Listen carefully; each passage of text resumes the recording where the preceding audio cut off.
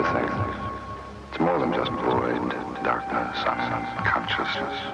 The mind does work. There are images, patterns, things to recollect. It's not just the long, deep sleep that comes when the fear has left. The cold is felt, the slipping away of feeling is noted and then succumbed to. The mind functions. Time is distorted, jumbled, telescoped, accordion, but there is a sense of time even so. And I remember things.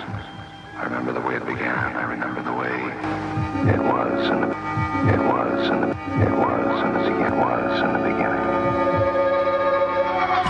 Daddy, I think he's lost his mind. He's never been like this before. Tonight he was almost crazy. What did he say? Oh, crazy things. That he's some kind of a spaceman and that they're taking over the Earth and that we're all going to die. Better get him some help. Goes 30 times faster than the speed of light. Mentally disturbed. When a space agency put me on my smartphone, don't listen to me. They told me to keep in mind the scientific process. And what do we know about our latest advance?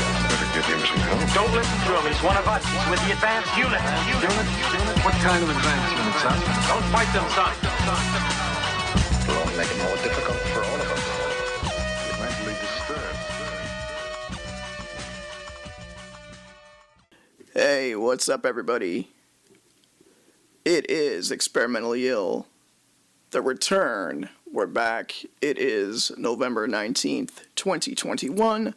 I am your host, Michael O'Toole. I'm here, ready to host episode 107. And we're going to continue the reputation here on this podcast. Coming out of New England, we've been doing all kinds of stuff here, talking to cool artist types, alternative folks coming out of the counterculture. And today I'm going to check in with a friend that my buddy Lawrence Holly made out in California when he made the cross-country ride over there, doing a lot of AV work, a lot of production work, setting up for events. And who did he meet but the Lone Ranger of Rock himself, KEG. That's right, KEG, a.k.a. Chris Kegley. We're going to talk to him. I figured he'd be a good fit for the show. Really into fringe, counterculture types, and I'm a big fan of rock and roll. And KEG is a true rock and roller, man. He's a one-man band, plays all kinds of instruments. We're going to check him out. We're going to talk to him out there in California. And you might remember him from season 4 of America's Got Talent. And he was a big fan favorite in the audition portion in season 4. I think he was on episode 408, and he ended up coming back for the Audition All-Stars segment at the end of the season, I think. And then that paved the way for all other kinds of opportunities.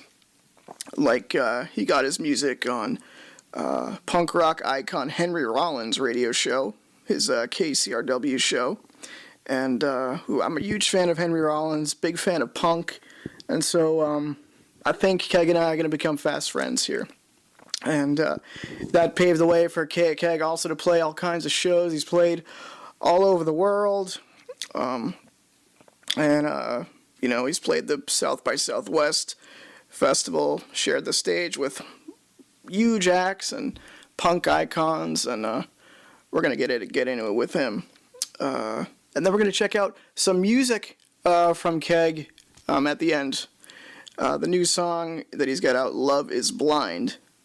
And also, who can forget Bot Bop that he created with our friend of the show, Goth Robot 2.0. And he also did a short film with our buddy Lawrence Holly. He's done some music and some acting and stuff too. So we're going to check in with KEG, see how he's doing, dusting off the equipment. And by the way, check out the show on Anchor now, anchor.fm/experimentally ill. And that's where you can see a lot of classic remastered shows, cleaned up. And you can also subscribe to us on Apple Podcasts and Spotify. A ton of different platforms out there for you to check out Experimentally Ill. We got the Lone Ranger of Rock, KEG, right? That's you, right? AKA Chris Kegley. And I was saying people would know you, right? Probably from America's Got Talent season 4. And you're kind of this, I think you mainlined some of the stuff, same stuff in your youth, I think. You know, all that great stuff like Motley Crue and Poison and stuff. And you kind of this, that was kind of your thing, right? Your gimmick is this one-man rock and roll band, right? Kind of that 80s. Yeah, and I feel like a lot of people feel like they know me or I look like somebody else or something, so that's working for me. Yeah. I get that a lot. They're like, you remind me just like this one guy I know, or yeah. I've seen you. Yeah, and I've seen you somewhere. Sorry. Yeah. Yeah, and I love playing. That whole solo thing. I can tell you the story about that, but that came out of necessity. Actually, funny enough, someone that I really admire recommended that to me, and I have to say that really kickstarted my career because as you know, it takes a lot of time to try to form a band, and and I had that was kind of my edge for a while. Yeah, it makes you stand out, and then I also I think I read that you play like 5 different instruments yourself, right? And I think you've been. I do, and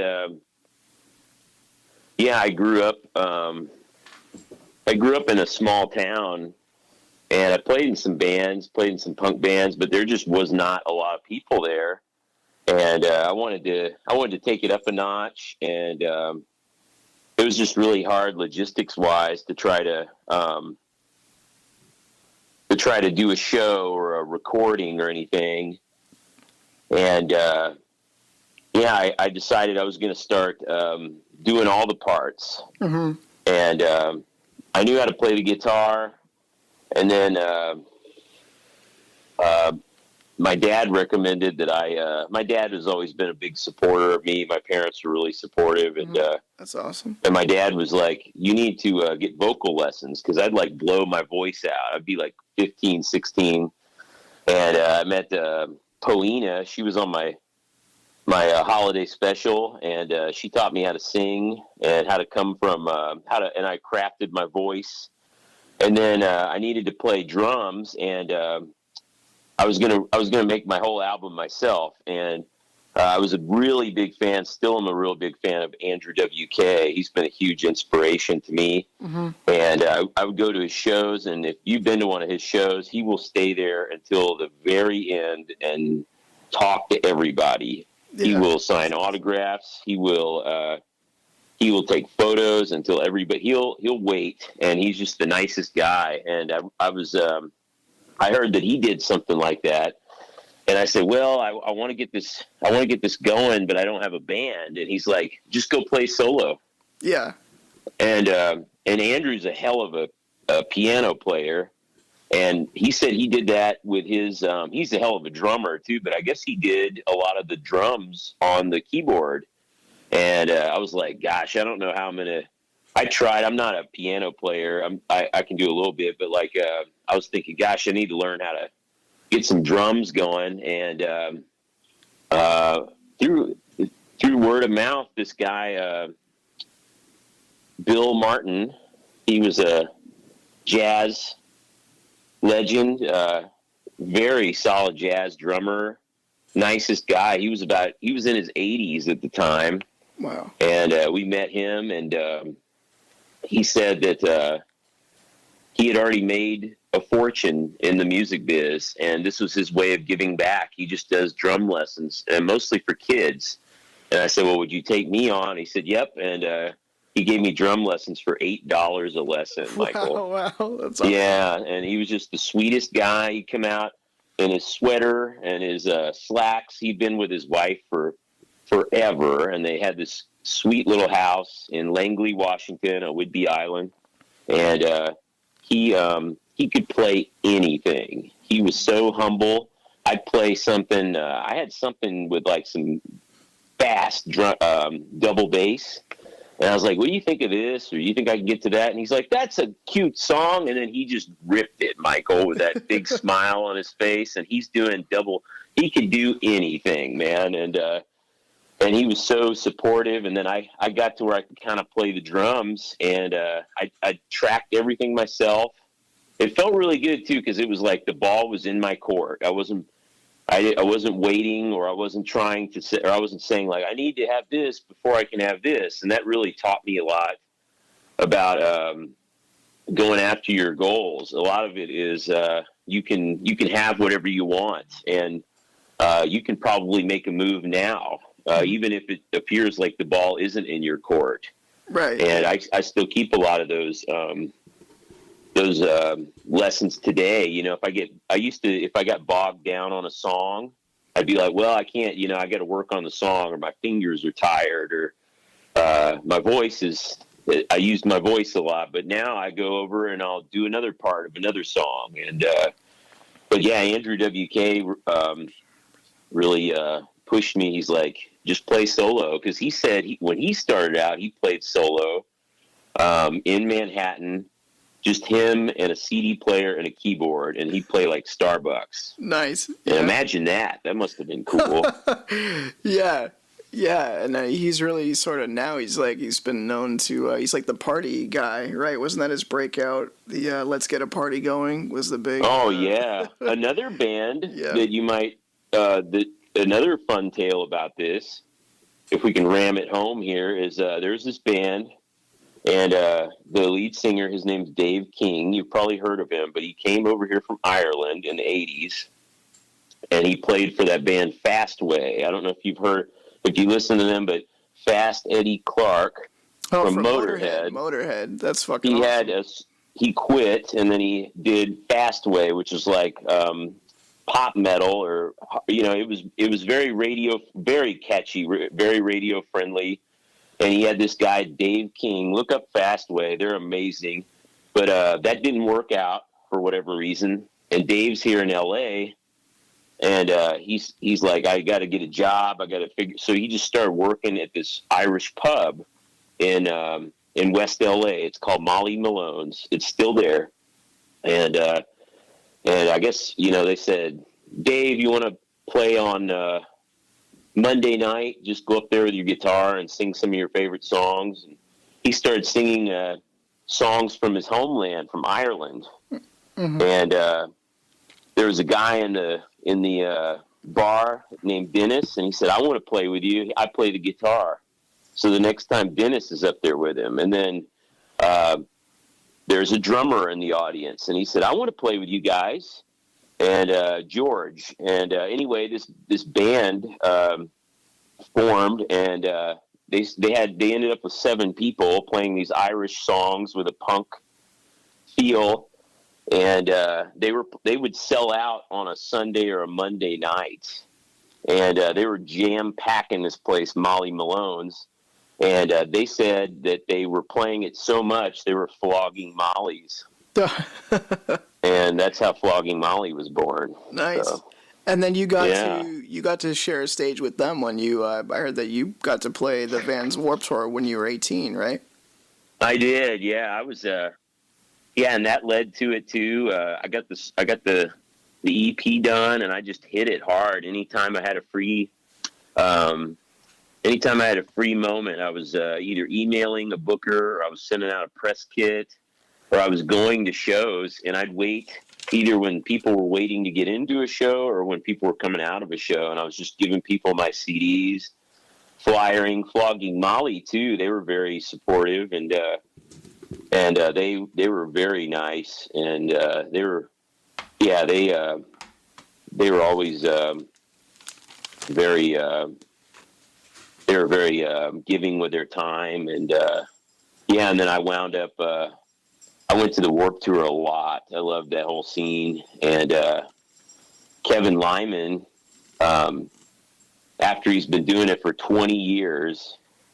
He's got his own record label, and he had the festival, but even after all the success, he would still take demos from anybody, anytime. You could walk up to him and give him a demo, and he'd listen to it. He said whenever they were driving from one show to a next, they would just, him and the whole bus, they just take all the demos they got and played them one after another. Wow, that's awesome. Yeah, that's pretty awesome. Like that's Yeah. someone that loves what he does, and yeah, he let me play the Warped Tour, 2004, and it was awesome. It was a dream. Yeah, I went to the last round of the Warped Tour when it came around to Boston with my friend Wayne, who loves metal and loved some of the popular punk acts and stuff that were playing there. So it was always a big deal when it came around. So yeah. Yeah, it's too bad that's not going anymore. I hear maybe I think it did a limited run of. Oh, it did? Something or other, yeah. But it seems like you so. always had that, the DIY spirit of putting yourself out there and trying to get your stuff known. And, you also, I think you kind of ended up, rubbing elbows with, was it Lars from Rancid? Yeah. So, same time Warped Tour. Love Rancid. Grew up on Rancid and got to meet them.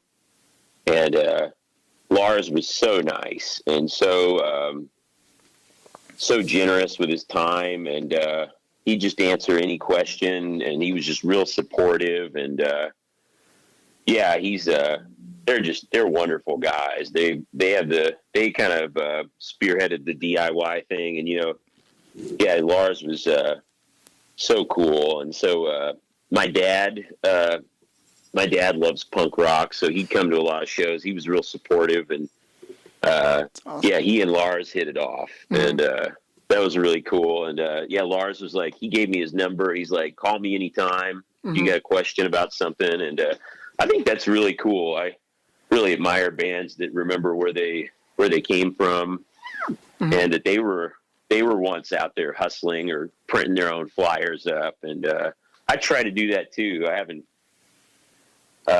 gotten to their level yet, but I try to always help people out. And I was going to say, if anyone is trying to aspire to get their music out there, if there's any way I can help, please email me. I can say it now, or if you want, we can post it with the podcast, or yeah, and they can happy to help. Check out your website is kegrocks.com, right? Yes, yeah, my email's KEG at kegrocks.com. So if you ever, I just, and thank you. Yeah, I pride myself on being very DIY, and I think this is the cool era that we're in now. I think a lot of people fantasized about getting the big deal, getting the big record deal, getting discovered. I'm going to get discovered, Yeah. And now you don't really need to. You can do everything yourself now. You can, social media, you can get online, you can, you don't even have to make CDs or make press kits and postage and all that stuff. It's a click, and then there you have it. And, I think this is a really, fun time to be an artist. And, I talked with, your friend and, all of our friends, Goth Robot 2.0, about that. We just always talk about how that's right. It's so easy to reach people now. And it's awesome. Yeah, like podcasts. That's right. Yeah, you can just do your own. I always had the DIY spirit with media, independent media. That's with our mutual friend Lawrence Hawley out here in New England on the cable access scene, and we would do our own little film festival events and start up our own radio show and a podcast, and just try to keep flinging our stuff out. Yeah, you guys go way back too, and all those cable access shows and the morning show. You guys did a morning drive time show. That's amazing. That right. Is prime time. It's interesting. Boston has has a lot of there's a big art scene, but I think we were talking before about how there isn't as much industry to kind of support it. But it's always interesting when these things kind of crop up. If something's making some noise, it can be easy to get it was this place on regular radio that kind of was an upstart, and they also printed up T-shirts and did their own record label and I think on the side too. And then they teamed up with the Weekly Dig, which is an alternative weekly newspaper out here. And yeah, they were looking for people to fill slots for the morning time, and which is really funny because we're really not morning Yeah, it is. people. Yeah. Not morning. Hey, can you have the most popular time of the day on our tape? Yeah. Wow. Yeah, it was. Yeah. So yeah, but then you're kind of their slaves, I guess. For that's sort of the theme too, right? Is you're trying to make it. You're in that in between spot, which is like a lot of like kind of fringe like artists and stuff that I talk to and I end up talking to on here, because we have to cover, of course, the America's Got Talent experience, and then you were also you were also on a show with Gordon Ramsay, Chef Gordon Ramsay, right? Cook Along. Yes. So yes, sir. What was I saying before, that you have a track record? You're always on the shows with the British guys that are mean to people. So yeah. right. Wasn't who's I don't know the guy? What it is, right? Piers Morgan on America's Got Talent. So like that. Yeah, what happened to that guy? That's that's what people are saying about Keg. They went, there's that guy. He looked like somebody that I used to know. I probably even it's like it's in sort of the ether, right? You're kind of like watching TV, and like America's Got Talent is such like a mainstream show, or I think like my grandmother would watch America's Got Talent, and just it's like an old timey thing of like, let's see this variety show of different acts. Yeah, and, it'd be interesting. Then they have you on there with the eyeliner and the guitar and stuff, doing like the Van Halen kicks and stuff, and the whole splits and stuff. So they season 4, I think, according to the internet, it was said something like episode 408 or something. But it's almost similar to like American Idol, where I think Howard Stern would always talk about before he really got into American Idol, like people would want to watch those initial auditions, because that's when they really had those real weird like characters that would stand out, like before they got to the actual competition. So you kind of ended up being like one of those guys, and they brought you back for the audition all-stars at the end of the season, I think, too, right? So you're right. Yeah. Wow, you did a lot of homework, Michael. I'm impressed, man. It's you're right. It's that show is just so massive, and has such a huge audience. And I know when I did it, like the one episode I was on, they had 20 million viewers for that, and that's just and I'm sure there's way more now. But it's a great show. It shows, like you said, all this different talent and all these different personalities from America, and representing their city, and and the judges, they're hilarious, and I had a great time on there. I didn't get very far, but they remembered you. Like, that's what's interesting, is that I don't know how much nice to be remembered. Yeah, I don't know how much of Keg is like a character and how much is you, or if it kind of blurs together. Just really, you really are a fan of all that great. It's like that 80s kind of like glam metal, like rock and roll thing, right? So I was there was a time I was really promoting really hard, and I had a new album coming out. It was 2009, and I was really just pushing it really hard. I had a nice little following in the Northwest and Seattle area. I was playing a lot, and I was really hitting it. I was I believe in strike while the iron's hot. If you get some momentum going, like even if you're booked every night, you need to still be hammering it when you're home.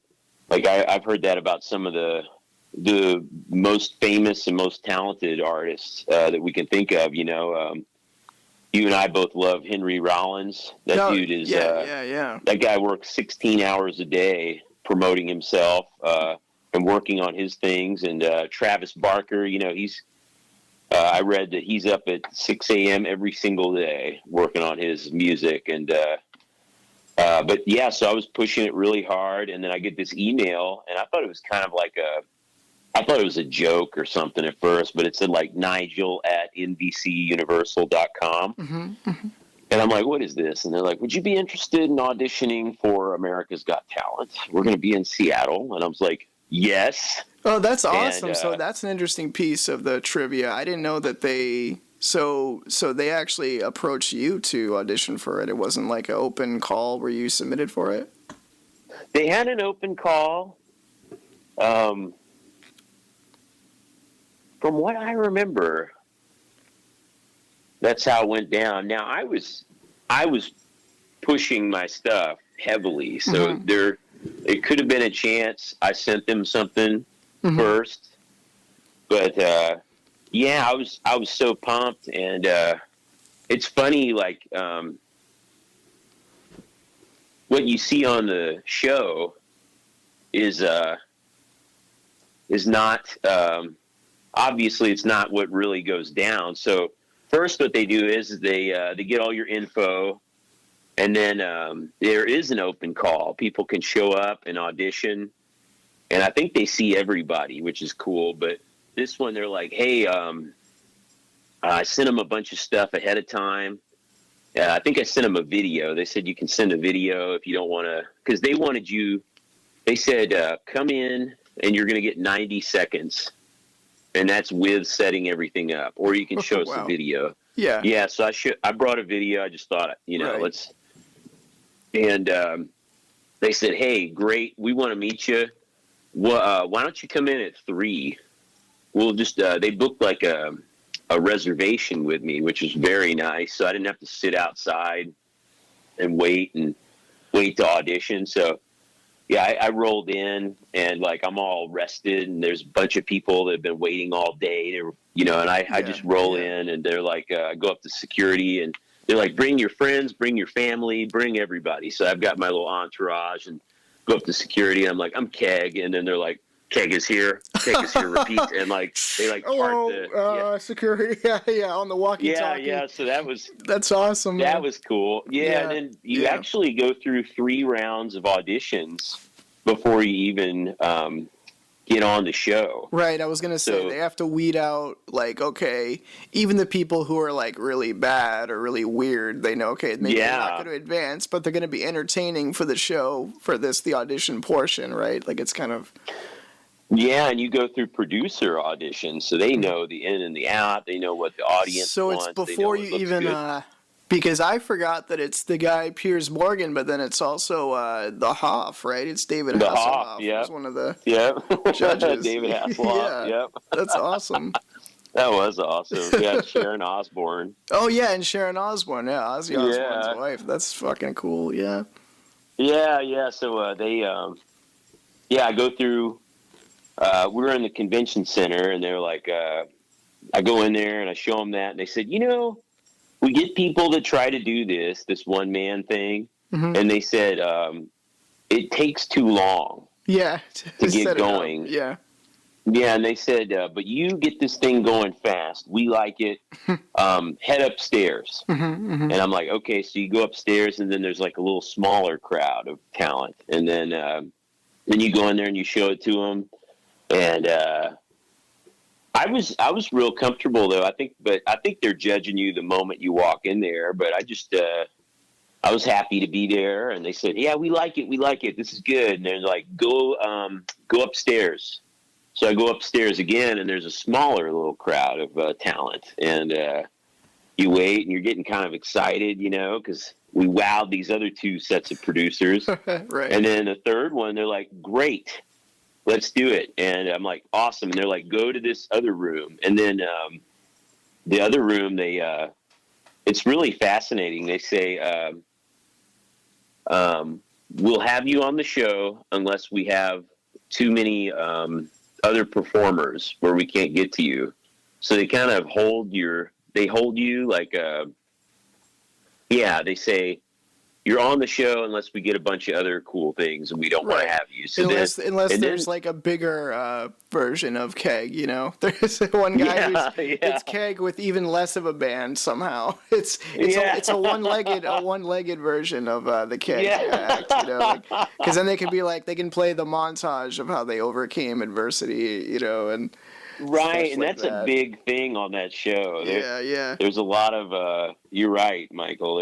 That is a huge part of that show. I wanted to. I think I was in the gym and I saw like that's the kind of show that it is like for I'm sure a lot of people too. Is it's just like on, you know, it's like ubiquitous, like, and it was something like that. Like, you know, my dad died of cancer and he.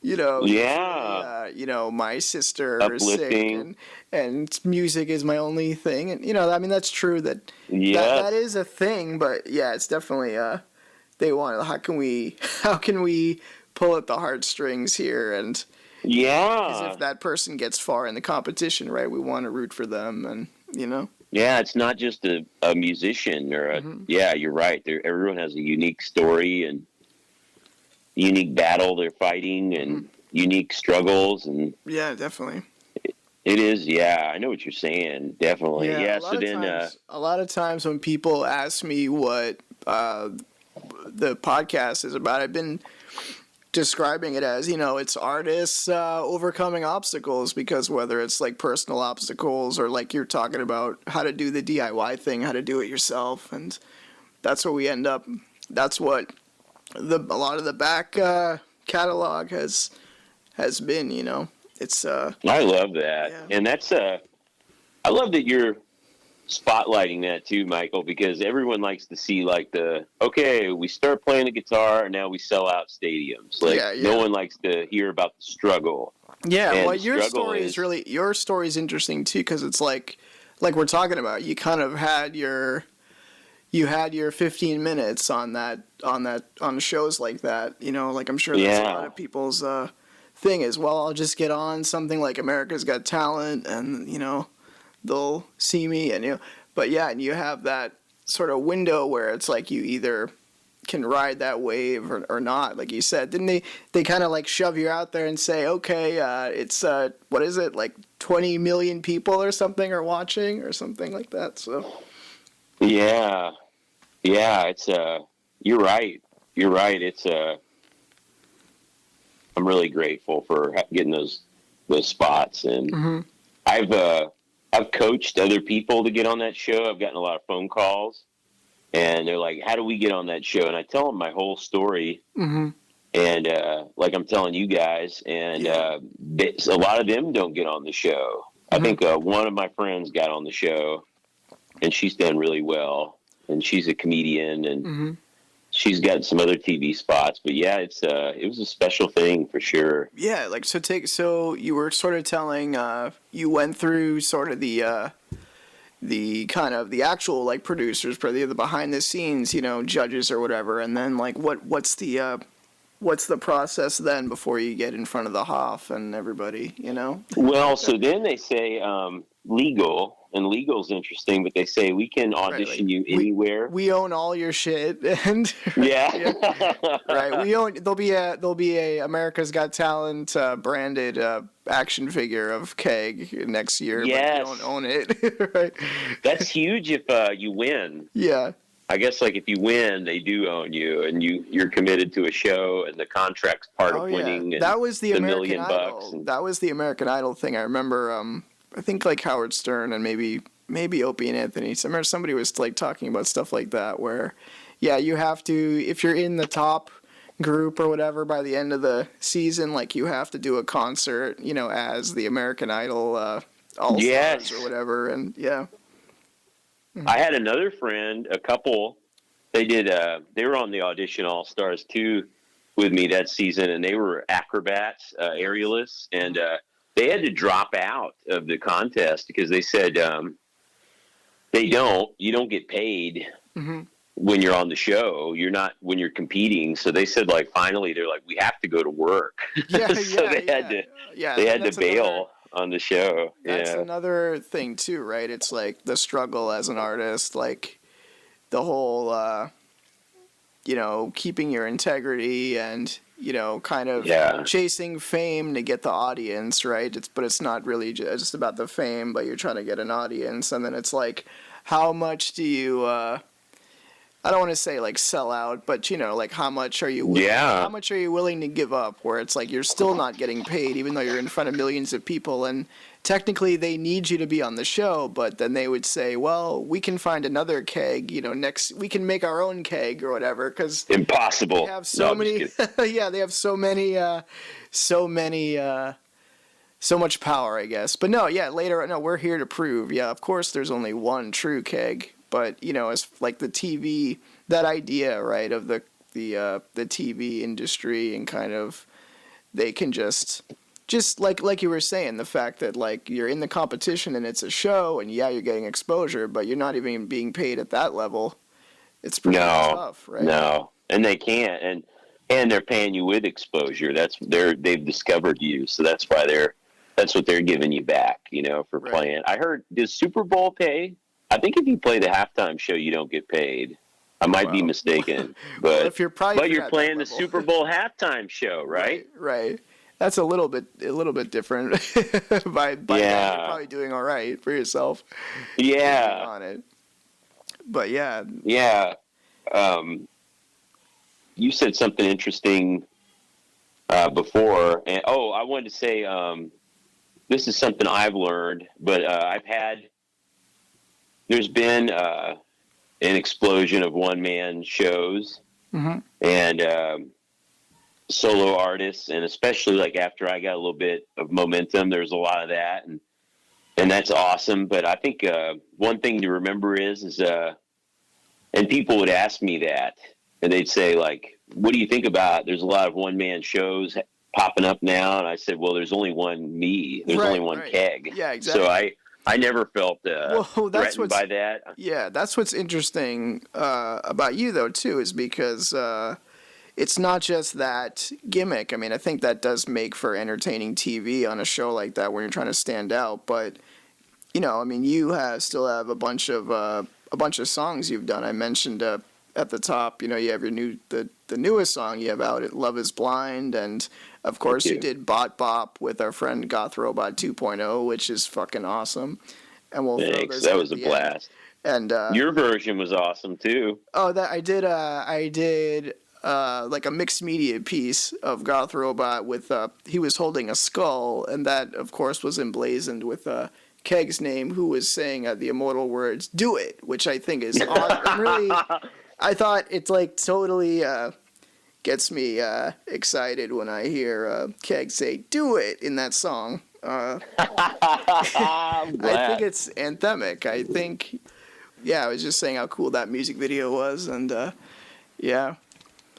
Thank you. But just the fact that if anybody didn't know, I think that you're a true artist and you're still doing your thing, and you've played a bunch of shows, and is it always sort of that one-man thing? Will you do guitar and drums and all that stuff, or? I started it just to get going, Michael, and it was really easy in the beginning because I could rehearse as much as I wanted. I could book as many shows as I wanted.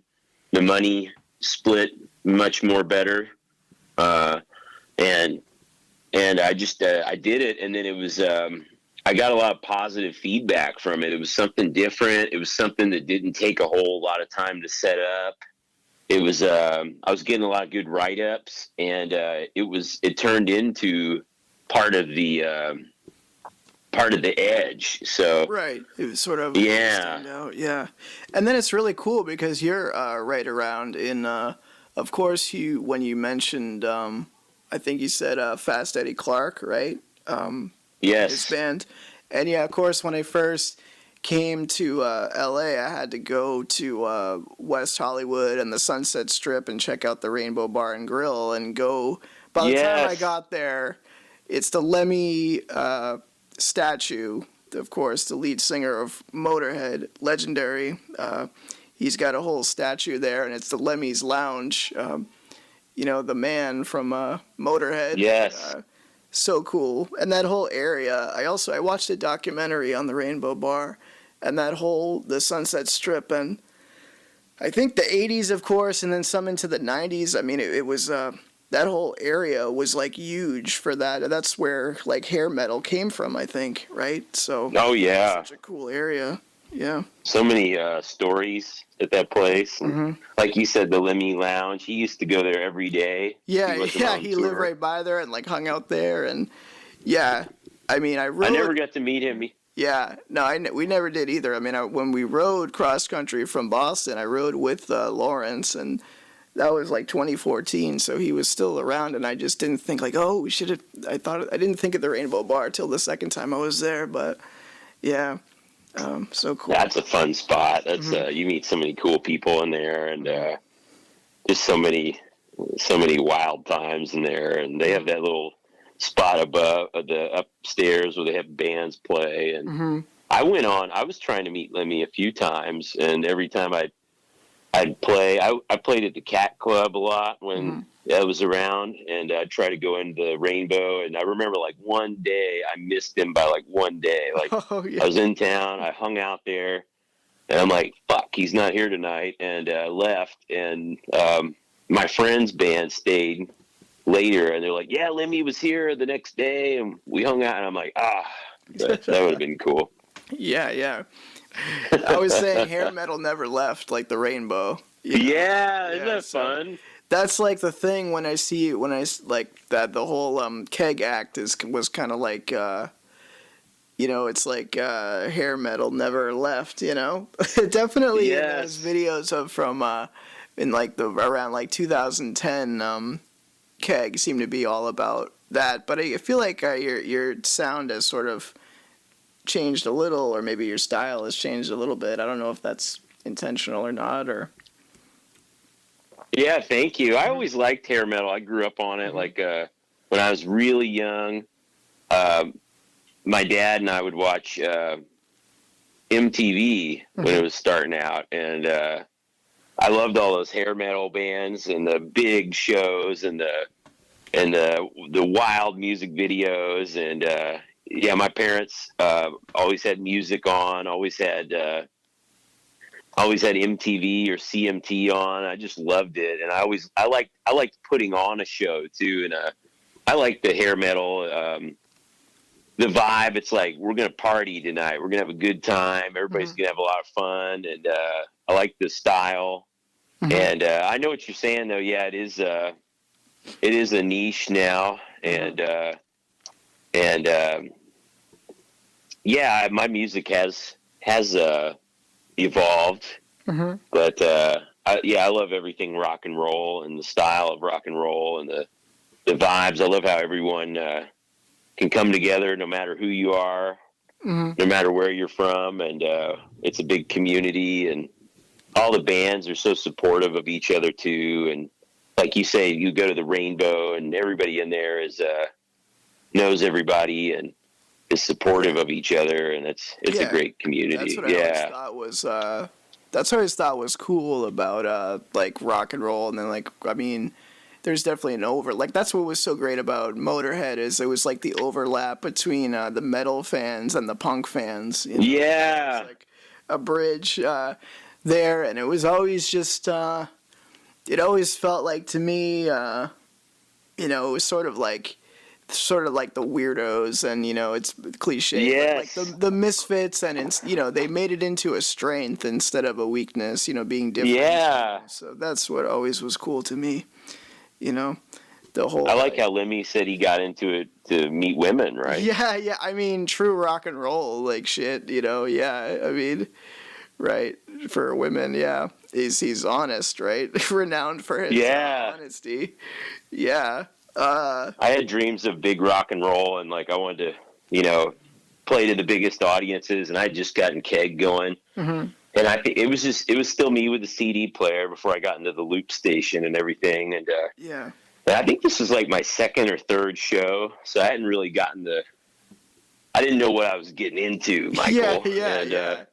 Didn't you tell And I me had you were saying you were like, I don't know if you were 18 or you were sort of starting out and you were already had sort of like the DIY spirit going. You like got like a street team together, right?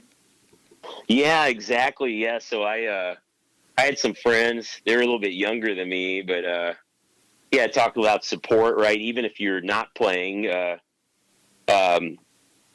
a lot of great friends that support what you do, and they support you other ways, and they're part of the scene too. It's so important, and the fans but yeah, I assembled a street team, and I think I was 18, and those dudes were 16 at the time, and we'd go to like get a burger, and we'd hand out flyers together and stuff. But one of them came with me to my show. We had to drive a little bit, and a bunch of punk bands had rented out this hall, this like performance hall, and I got to play at a pretty nice time, like 5 o'clock or 7 o'clock or something. Not too late, not too early, but they had a bunch of bands that night. Everybody was so good, but like I went up there, and the headliner, he had this really gorgeous girlfriend, and I found out later she's a stripper. And she was watching the show, and she was right up front watching me. And I felt like I did pretty good. I had like a good crowd response. But like after the show, I'm drenched in sweat, like my eyeliner's running, and I'm packing up my shit. And my friend's helping me, and she walks up and she's like, "That was an awesome show." And I was like, "Thanks." And she's like, "You want to see some titties?" And I'm like, "Yeah." And my friend, I don't know if he'd ever, but his jaw was on the ground, Michael, and like, and then I was like, okay, yeah, playing music's pretty cool, playing rock is pretty cool. That's awesome. Like, I don't think I got paid that night, but that was fine. Yeah, that's. I think that's really a big part of it, right? In some sense, right? That's your DIY drive. It doesn't hurt, Michael. Right? Yeah, that's awesome. Your double DIY drive. And then since then, I mean, you played all over like America, I think, and then I read like Africa and all sorts of different places all over the world. It seems like since then, right? Yeah, man. I that's another cool thing about playing live, right? You get to go see the world, and I've always loved traveling, and that was another thing that got me excited, was going places, seeing people, and that America's Got Talent really helped.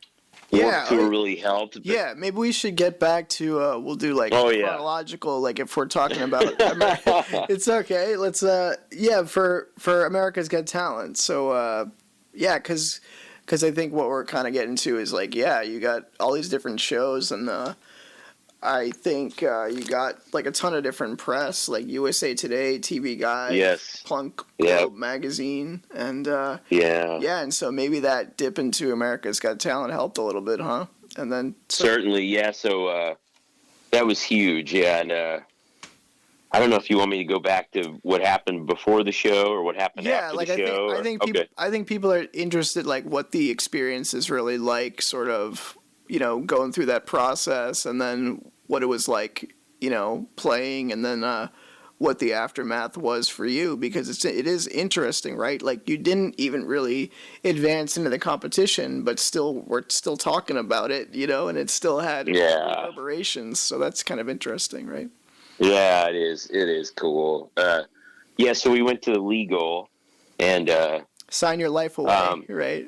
Yeah, sign your life away. Like a couple funny things, like a couple funny things, like if you they can audition you anywhere. Mm-hmm.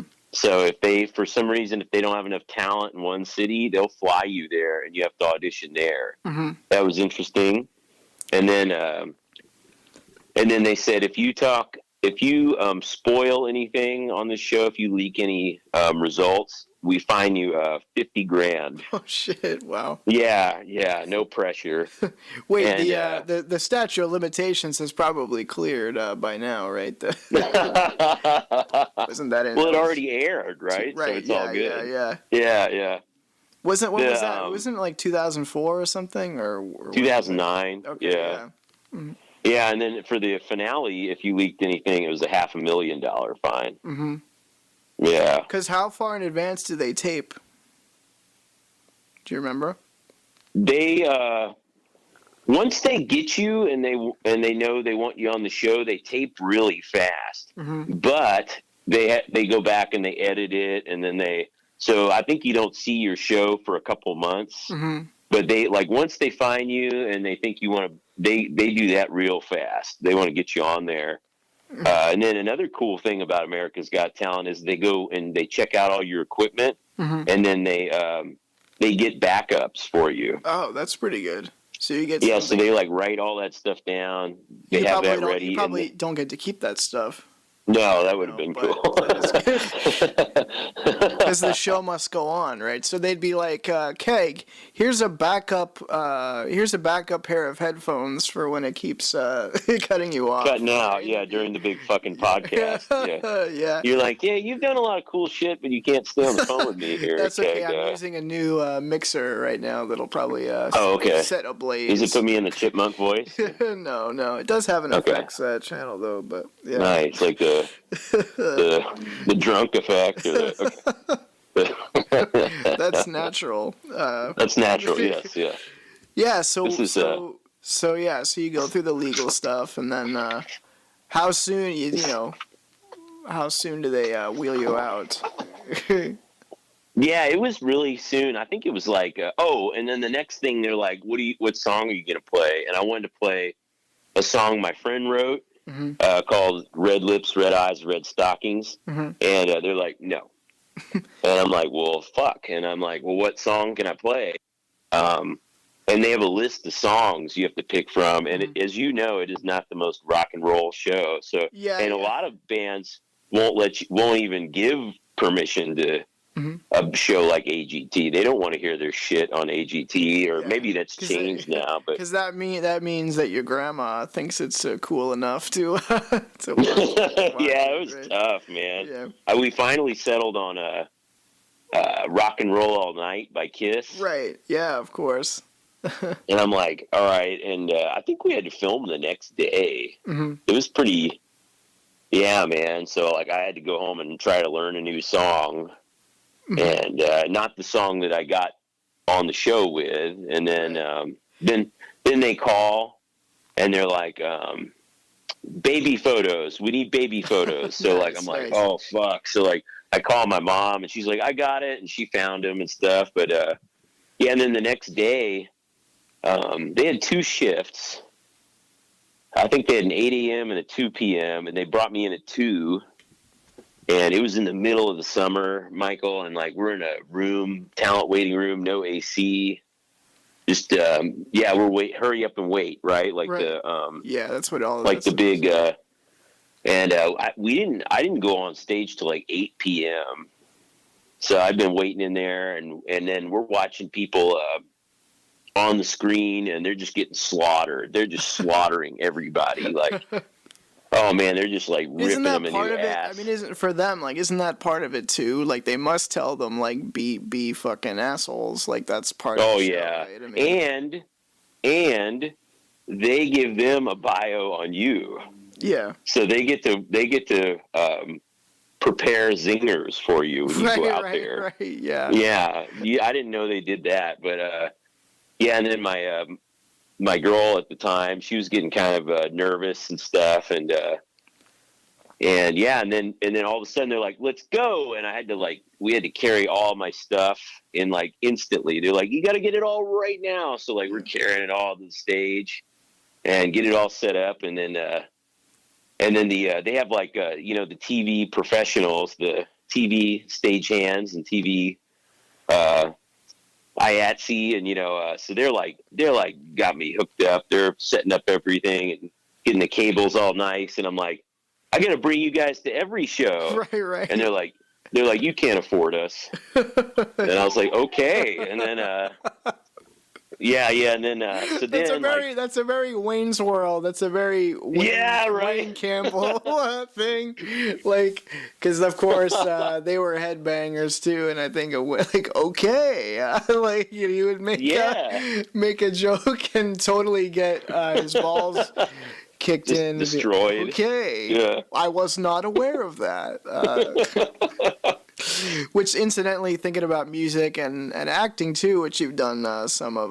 Mike Myers. I think there was a Mike Myers interview. Like you talk about getting discovered, and his quote was "Discover yourself." You know that there's he invented his own characters and wrote his own stuff, and that dude didn't wait around for.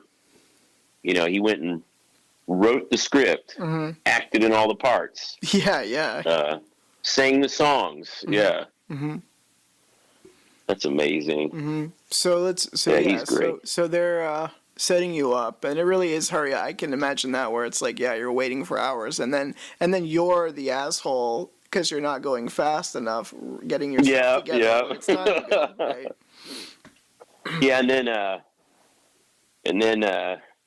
Yeah, and they had already let the audience in, so I'm like doing a sound check, and like people are booing me and shit. Yeah. Because as you know, it's not a rock and roll show. Like you said, it's kind of special that they let me on there. And then wasn't that the show that was? Because it wasn't.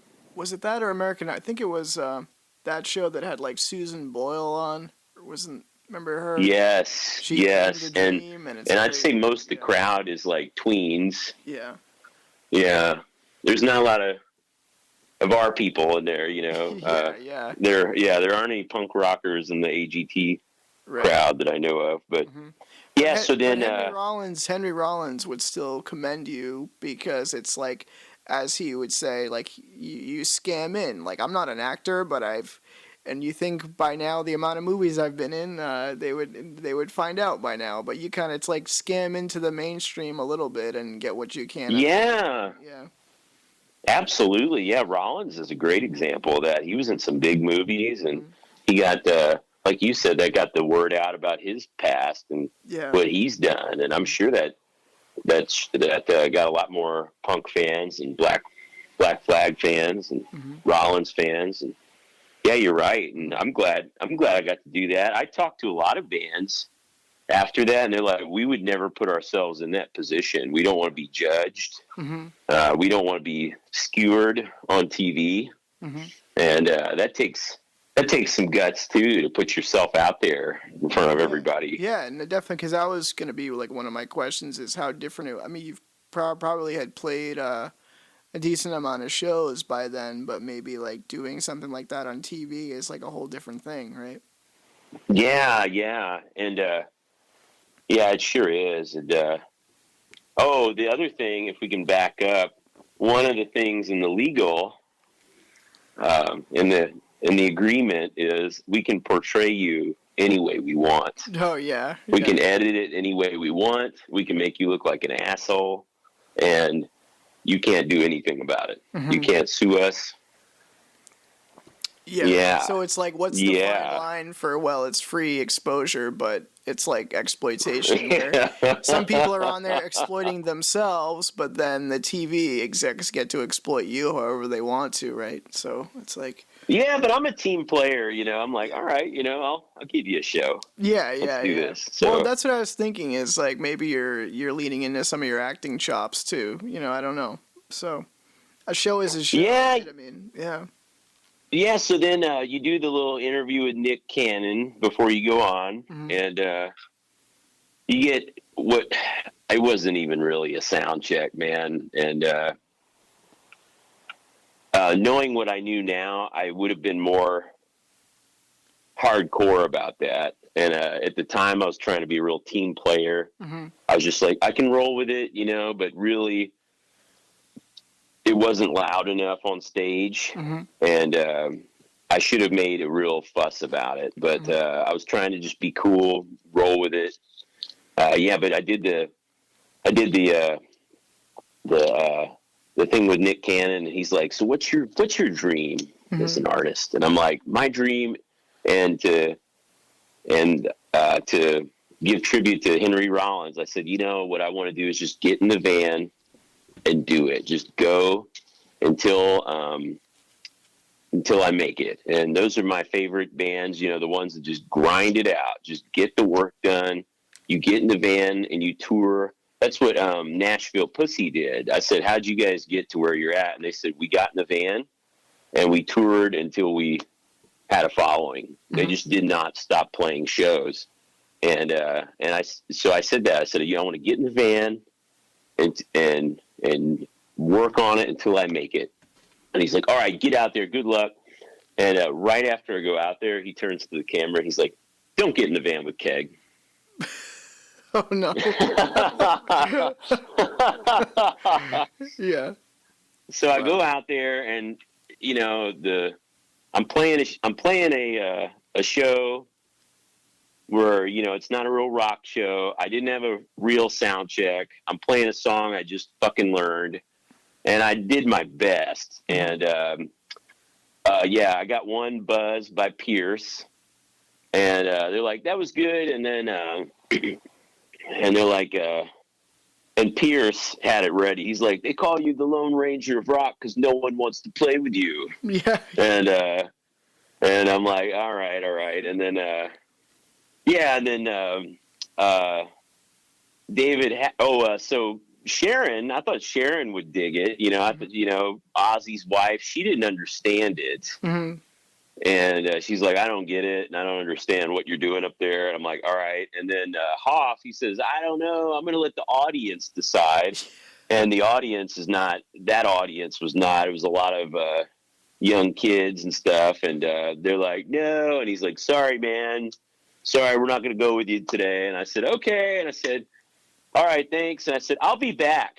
Yeah, that's awesome. And because I wanted to. I think they want that. They want like when you watch wrestling, right? You Right, want it's like a pro wrestling. The villain promo. And I wanted to play it up, and I'm like, I'll be back.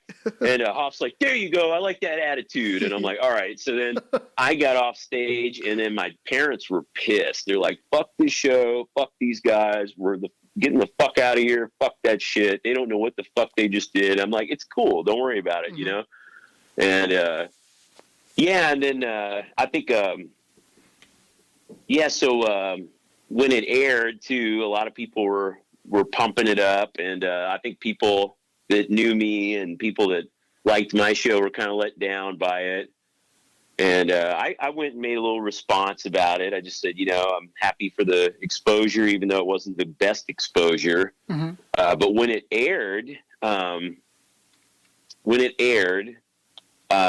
remember we were watching it somewhere, and my phone just blows up. And can you come to Japan? Can you come to the East Coast? Can you come here? Can you do this? Can you do that? And I try to say yes to everything possible. And I think that's like when you strike when the iron's hot. Yeah. Yeah, and then that, I was able to get that little spot on the cook along with Gordon Ramsay, because I was like just featured on America's Got Talent. I think they're on the same network. Oh, nice. But that makes sense. I think that opened that door, and to use that, to be able to have that in my my resume, as seen on America's Got Talent. And then I saw that quote Nick Cannon said, and it was kind of trending on Twitter. There was a hashtag, don't get in the van with Keg. That's awesome. And so what do you do with that, right? I made a t-shirt that said, don't get in the van with Keg. And that thing sold out.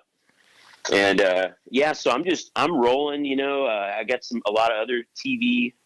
I got the cook along. I got, I toured a lot. I just toured constantly. I think I met Henry Rollins soon after that. I can tell you that. That's a cool. Yeah, because I was looking up some archives of his radio show, and he wrote a thing about he was looking for you, or he was looking for new stuff from you. He played your music on his KCRW show, which he always takes great care to play. That to me would be a great badge of honor that they take your music. You know, even though maybe America's Got Talent didn't take it so seriously, somebody like Rollins really takes his music selections very seriously. So I think. He's a wonderful guy. Yeah. He's a man. He's incredible. Mm-hmm. I didn't think. Yeah, I'll have to tell you about that. But yeah, that's you asked me earlier. You said how did I get to where I was playing a lot? And that's what I did. I just tried to take the show as far as I could and as long as I could, and that momentum lasted a long time, over a year, and a lot of other funny shit happened too, like you get these people that wouldn't give you the time of day before, and now they're like, when can we do a show? When can we do this? And then like there was a fake me on a on a forum, on a metal forum, and they were like, we're coming to Europe this summer. I'm like, no, we're not. No one's booked me for Europe yet. And they're like, so I don't know if there's a fake Keg running around too. If we find him, we'll destroy him. Evil Keg. It's I'm sure Lawrence Holly would tell you it's exactly as you are, but with a mustache. It's exactly like evil Spock on Star Trek. That's the only way we find him, right? Yeah. We'll send him back where he came from. Yeah, I want to get to the stuff with Henry Rollins, of course, but I feel like why don't expand on what people know. Gordon Ramsay, I guess Chef Gordon Ramsay, like his whole does some cooking thing where he judges Hell's people's Kitchen, cooking yeah, and shits on their cooking. And then, so what was Cook Along? He said you were on like Skype or something with him, and. Yeah, he did a new show where he was going to have people call in and Skype and do the recipe with him. And and they said send in like a little intro video. Like, so I was like, I'm Keg, I'm here. I forgot, I said something like, I'm here to rock and cook. Something like, yeah. My guitar licks are finger licking good or something. Get some sweet sauce going here. Yeah. I don't know. And then what you're going to do is pour some sugar on me and have some cherry pie on it. Let the honey drip. Yeah. Let the good times roll. Yeah. Mm-hmm. Yeah, but I sent them that, and they liked that. And that was the one show. I think they only did one. It wasn't very long, but he was nice in the show. And he had some celebrities cooking with him, too. And I don't think it So took that's off. another one where he, like, changed up his pro wrestling gimmick. Yeah, where he went from heel to, he was a heel, now he's a babyface. Yeah, exactly. Yeah. He was really nice, though, and he's very successful. There's another DIY, right? I've heard my friend told me a lot about his story. I think from what I understand, he fucked some things up growing up, and the rest of the kitchen didn't even want to talk to him, and he had to kind of learn it himself, and that's where he learned how important it is. And maybe something happened to him that sort of inspired that meanness in him. Like in my screenwriting classes I'm taking at Grub Street, the Boston Creative Writing Center, like, what's the character's ghost here? What's the thing that haunts them in their past? Like, even if they're even if they're an asshole, what can you show from their past to make us still empathize with them? You know. There must be a reason, right? Or otherwise. Absolutely. So. And I think people get hardened too in this business. You know, you get it's not all rainbows and sunshine and roses. You know, you get your nuts kicked in on network television, or I'm sure Gordon Ramsay is. Yeah. Mm-hmm. People have like fantasies of getting up there and doing it, but I don't think that can be underestimated.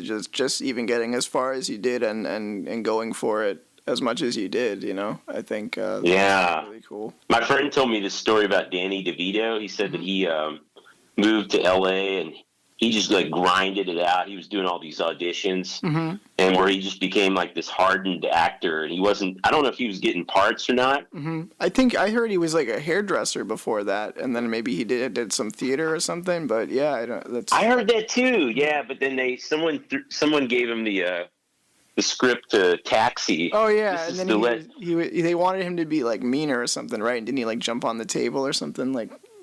Yeah, and then from what I heard from this story was he read the script and he's like, "What the fuck is this shit?" Yeah, and then they're like, "You're our guy." So yeah. Show awesome. about cabbies. Yeah, that's awesome. So totally, there's an exception to every rule where they say, "Oh, you're not the guy" or whatever. I mean, they went for it and became a star. You know, now he's simply sipping on his limoncello wine or whatever. Yeah. Mansion somewhere in his home theater and stuff. He talks about, right? That's fucking awesome. Yeah. Yeah. Oh So man, cool. what a life. We'll get there. Yeah, definitely. Just like you say, keep grinding and getting your stuff out.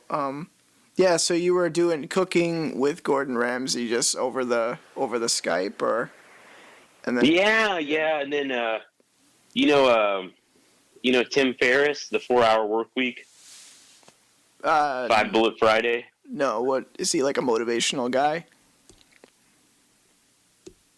He wrote this book called The 4-Hour Work Week. Oh, I think I was looking up because I was looking up your stuff and I saw you doing a video endorsing that guy for helping you get organized, I guess, right? Yeah, he's an awesome guy, and it's a great book. You should check it out. And he wrote The 4-Hour Body and The 4-Hour Chef, and a lot of cool stuff. Just a lot of he did this little show too where he'd hack a skill, like he'd try to learn a skill really fast, and just an amazing guy. And but I was just, like I said, I was trying to get my name out there and stuff. And he had a contest, and he said, whoever films himself, tell me what helped them the most about it, about my book. I'm going to give you a round trip ticket anywhere in the world. Wow. Yeah, and I sent that out because I just really loved the book. It was real easy for me to just gush about it, and I made it in the top 10. And he's really cool though. He gave everybody these cool consolation prizes. I didn't win the number 1, but like he gave us these DVDs and his favorite books, and that was cool too. Yeah, but maybe it was made me think because my late aunt's partner, Carlo, he's always telling me he's a very neat, the opposite of me, a very like neat freak guy. He always talks about how he's in his late 70s now. It's too late for me to change. You know, my mother really grinded it into me to be, organized, very organized and very old dog, new trick. Yeah. Yeah, and he's like a very like type A, like super organized and super like neat Nick guy, and he's always saying like, Michael, you have to get organized, and so I thought of that when I saw your video about like I increased my efficiency, like I'm printing my T-shirts in batches now, and I'm gonna like hire this person to do this for me now, and I only check my emails twice a day, and I'm getting this much more done, and yeah. That feels good, doesn't it? Right? Isn't that's kind of what you poetic on in the video, right? Yes. Mm-hmm. Yes, absolutely, man.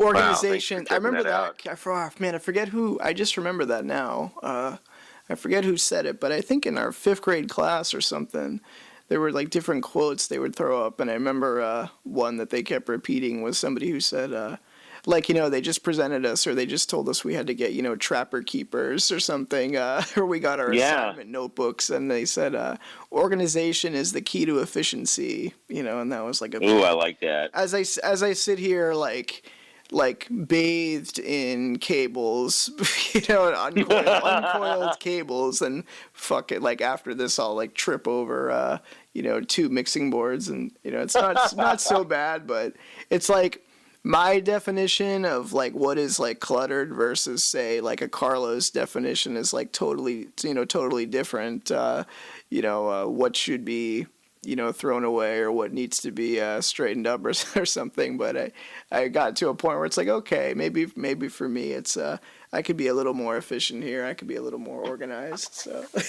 sometimes you gotta make a mess to get work done, like you're doing. You gotta get some cables out, and you gotta. Yeah, sometimes, but like there's different ways to do it. Like I'm thinking this could be, these could be shorter, or this could be coiled, or there's different ways. But let's get to the. We gotta post a photo of that with this podcast. We'll get a review from the listeners. What do you think of Mike's setup here? From what was the guy's name who did that? Who did that book? Tim Ferriss. Tim Ferriss. We'll get him. But let's talk. Yeah. Yeah, let's. I know there's So Henry Rollins, punk rock icon. Yeah, let's talk about Rollins. And I know he, like we said, he played some of your music on his like renowned KCRW. I think it's like is it like a public radio station in LA? And yes. Harmony. I think he's on another station now. Harmony in My Head was the other one he had. I remember I used to always read his notes for the show because he used to put them on his website. I love that. And I think didn't he also? You had a story where you ran into him, or he like actually came to see you play one time, or something like that, right?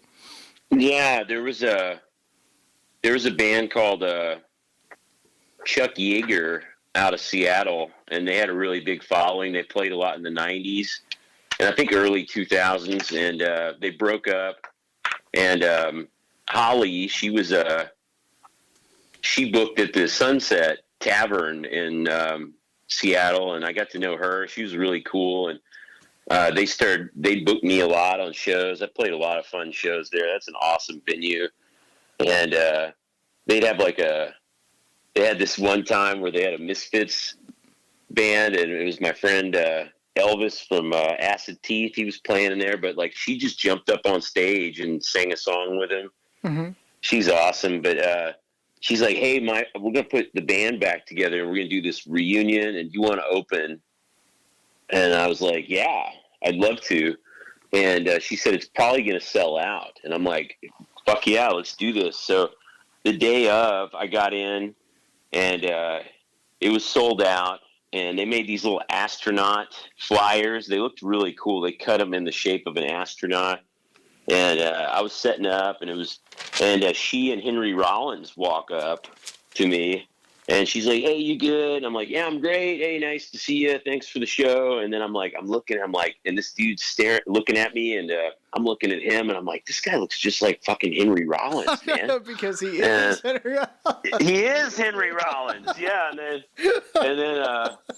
Because I'm like, God, he's got the tattoos and he looks just like him. And but I'm like, what's he doing in Seattle? What's he doing at the show? And then after she's like, okay, well, we're gonna go eat. Oh my God, Keg, meet Henry. And I'm like, hi. And I was really pumped. And he's a big Chuck Yeager fan, and he flew up there to go to the show. Mm-hmm.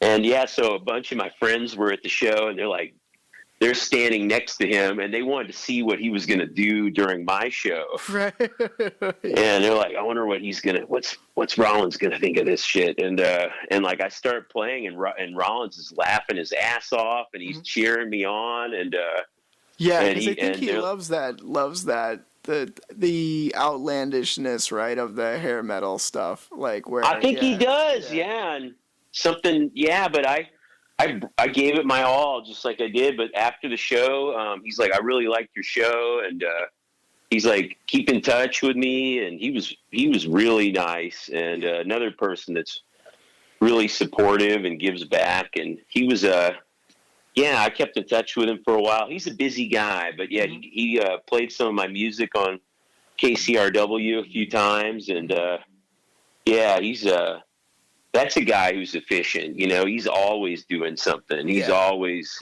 got new.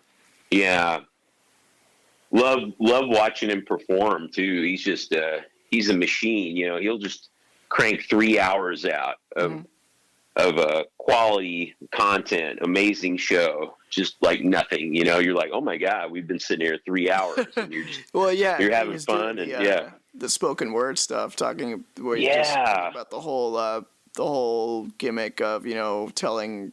I think it originally started about rock and roll stories and tour stories and stuff, and now he just travels all around the world and has gotten into politics and can stand there without moving at all for like you said, without hours drinking and water. hours. Yeah, Yeah. The water will be there, but it's very, very rarely consumed. But I've seen him several times. Yeah. Wow. Mm-hmm. And each time is unique, and Mm-hmm.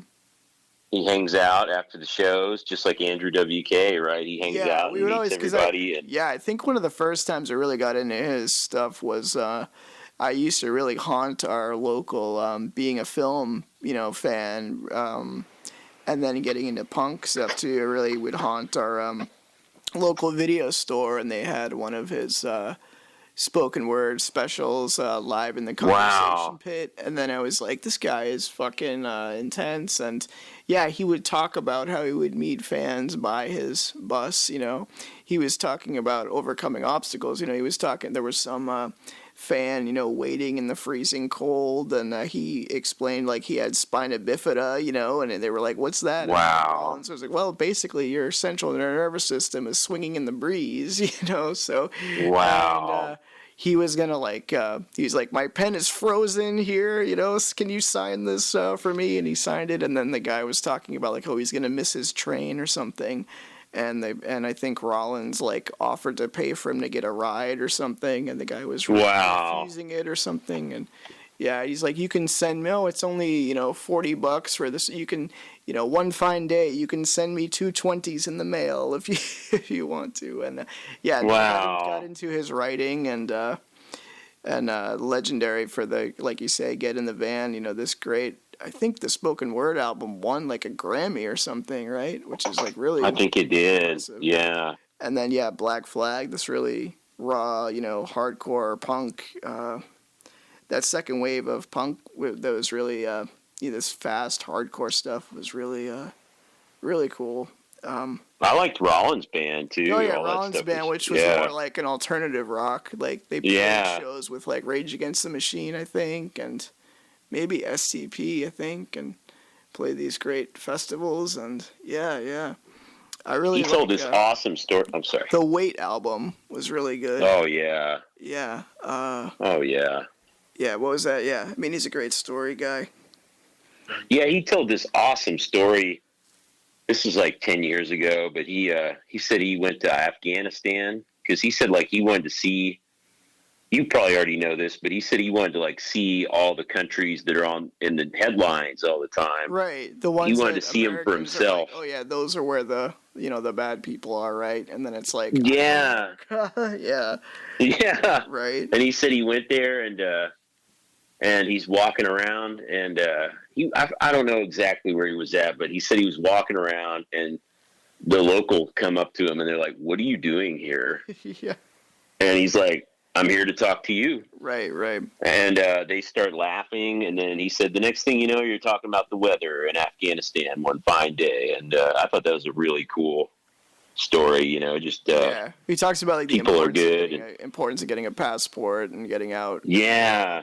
Well, yeah, the more you can, and we talk about that in the screenwriting class too. Like some through fiction, like if you spend it, I asked the question like, because we're always talking about you put your protagonist through obstacles and you raise the stakes, increase conflict, all this stuff, and it's always about something is off about that person, and they're going to go on this journey and they're going to learn something or not, and if they don't, it's a tragedy, right? But talking about just like flawed people, right? Like flawed, like underdogs is always what it is. And I was thinking, like, do you think most people sort of in the mainstream are really rooting for those underdogs, or what is it about fiction that really is grabbing people? And it's like, well, if you spend enough time with them, it's like the reason we end up rooting for these, flawed people is because in the movies or whatever, our teacher was talking about like when they first introduced sound, and then when you first got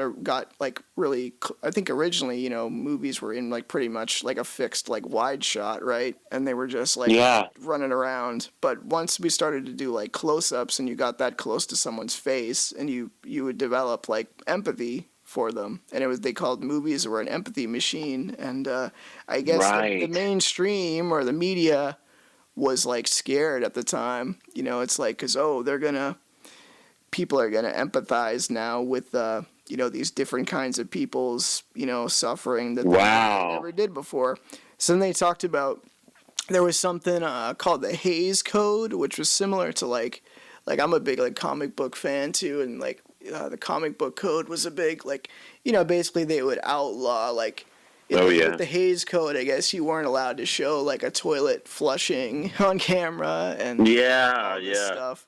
And I guess Psycho was the last movie, because we watched that around Halloween time, the last one that it kind of fucked off the Hays Code, and then they never used it again. Wow. So, you know, so now we watch shows like on streaming where you see people in all kinds of weird like intimate situations, and it's entertaining in one way, but I guess, you know, just that empathy, just the idea of learning about different kinds of people, you know, the more you spend time with somebody, the more you understand maybe where they're coming from. But traveling in the real world is certainly good, but if you can't do that, at least check out some good documentaries or some good movies, you know, I suppose. Oh, definitely. Yeah. Let's see. I agree. Yeah. And I mean, just doing all these gigs and stuff, it seems like we talked about Rollins and Lars, and you, I guess you also we were talking about AC Slade too, the bassist. I'm a big Joan Jett fan, and he played in Joan's band for a while, and he was filling in on the Misfits tours and stuff. And isn't that incredible? Yeah, so happy for him. Mm-hmm. Yeah, I was when I was really hitting it hard with Keg, and the owner of El Corazon up in Seattle, awesome club. His name's Dana. AC Slade, who played in the Murder Dolls and played in Dope, he formed his own band called Trashlight Vision, and it's really good. If you can find their music, it's really good. And they toured worldwide on a very small budget, and they played some big shows, and they did some big things, and they were really on a shoestring the whole time. I think they're on a major label in Japan, but I think that they were doing most of it big DIY and big in Japan, right? That's the thing, right? I can see like Keg is like huge in Japan and just hasn't told us about it. You know, like Bot Bop is fucking like played everywhere over there. Oh, wouldn't that be amazing? Japan, that would be odd, because like Japan, right? Like they invented the fucking like giant robot. The Super Sentai genre would be like amazing, having Bot play with that. I'm sure Goth Robot 2.0 is enormous in Japan. We have to talk about him, but yeah. AC Slade, right? Yeah, so he, they said, you want to open for this band Trashlight Vision? I'm like, yeah, and I checked them out, and they were right up my alley, and I was like, this is going to be a fun show. And they were playing in Tacoma the night before, and I went down there, and I'm like, hey, I'm opening for you tomorrow, and you guys need a place to crash or anything? And they wound up crashing at my place, and I got to learn a lot from them. Like I think this is what all the pros do, but I remember like he puts a new set of strings on his guitar before every show. Mm-hmm. And learned a lot. Like we spent the day promoting the show too, got to know them, great guys. Awesome guys, and the show was fun. And then I've followed AC, and now he's got his own coffee brand. He goes to Mexico to get the ingredients for it, or check it out, I think. But it's called Cat Fight Coffee, I believe. I'll get that for you. But and then he's played with Joan Jett, and now he plays with the Misfits. So I'm really happy for him. Yeah, he's just, and that's another story too, where he's just kept it going. just never give up. And now look at him, And then he had his own band like going while he's with these like great like punk legacy. Yeah, it's so cool. Yeah, great guy. Mm-hmm. Yeah, I knew like there's a few different guys now in like the Blackhearts with Joan Jett, but yeah, like for like a few up until like a few years ago, yeah, they were all.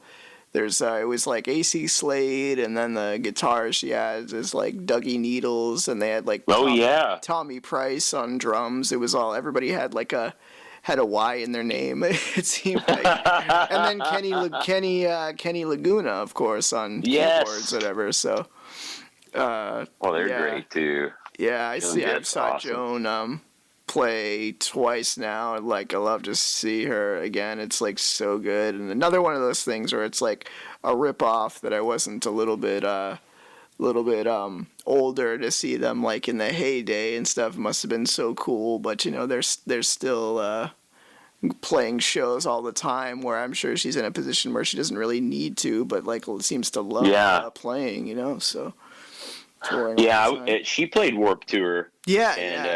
Around like 2006, I think, was like the Warped Tour, where I think she was really she was like jacked at the time too, and really trying to reinvent herself. It seemed like so she was. But she walked up to the stage and she didn't have her pass. Oh really? Is this I'm like all like, oh yeah, like I heard about that too. But was this when you were on Warped Tour or? No, I was just I went to go see her and I think Transplants were playing that year too, but. Yeah, we're hanging out. I'm talking to somebody, but she's heading to the stage, and we're excited. And then, like, they have the kid in the yellow shirt, you know, the guard. And the kid must have been, like, 16. And he's like, you don't have your pass. And Kevin Lyman, he's like, it's Joan Jett. Let her on the stage. The godmother of punk, as they call her now, right? Oh, wow. Jeez. Yeah, if she's not Joan Jett, like who is that, right? Like who's walking up to the stage with a guitar about to That's amazing. Yeah, no, but I remember you mentioned you taking your dad to see Lars from Rancid, and I went with my mom to see like Joan Jett, and like she was like oh, you did? Stuff. Yeah. My dad loves Joan Jett too. Yeah. We should all go to a concert sometime. Yeah, that would be amazing. She's coming around. My dad, Medford. Yeah. Mm-hmm. Oh, my dad took me to my first concert ever. I think I was 7 or 8. It was Leonard Skinner. Yeah. At the Coca-Cola Starplex in Dallas, and we went down there, and I just loved it. I thought it was so fun, the loud music, and everybody's all dressed up with their denim, and Skinner put on a great show. And we had okay seats, but like, I don't know, a few songs in, the usher, the guy in the yellow again, right? He comes up to us and he's like, follow me. And he walks us down to like 4 rows from the front. And, it was so cool. And it was such a fun show. And then, so that was 91 or 92. That's because you were dressed as like a baby version of Keg. Like he saw, like it was a toddler, but he had like Bret Michaels headband on. It's like, we're gonna bring you to the front, like still shits his pants. No. But the first time I saw Joan Jett a few years ago, the seats weren't great, but I thought it was the irony of it because this girl or this woman that I met at one of the clubs here in Boston, TT's, I took her and I was interested in her because I thought she looked so much like Joan Jett, but more like the older Joan Jett when she was like a blonde. Like she had like blonde like, short hair for a while, and she was like MTV Joan Jett. Yeah. So that was really fun. Oh, I bet that was a blast. Did she like it? Yeah. I think it was also with the Police and who? Wow. Heart. Was it the Police? No, who?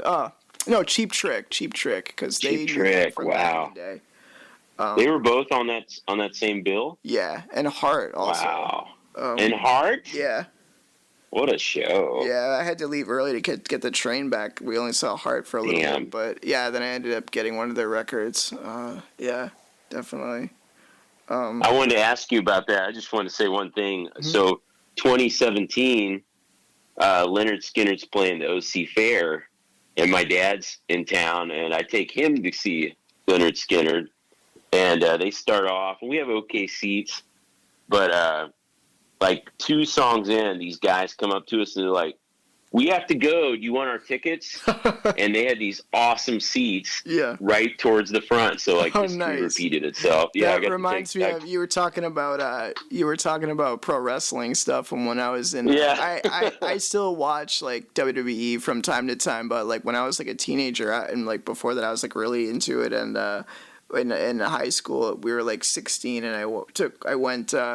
With a friend of mine from my homeroom that we would talk about like Monday Night Raw and stuff all the time, and we went and we were gonna have these. My aunt was always like cool enough to like get us tickets and stuff when they would come around to Boston, and boy, I knew like we were gonna have these like balcony seats, and I was like, well, at least we're there.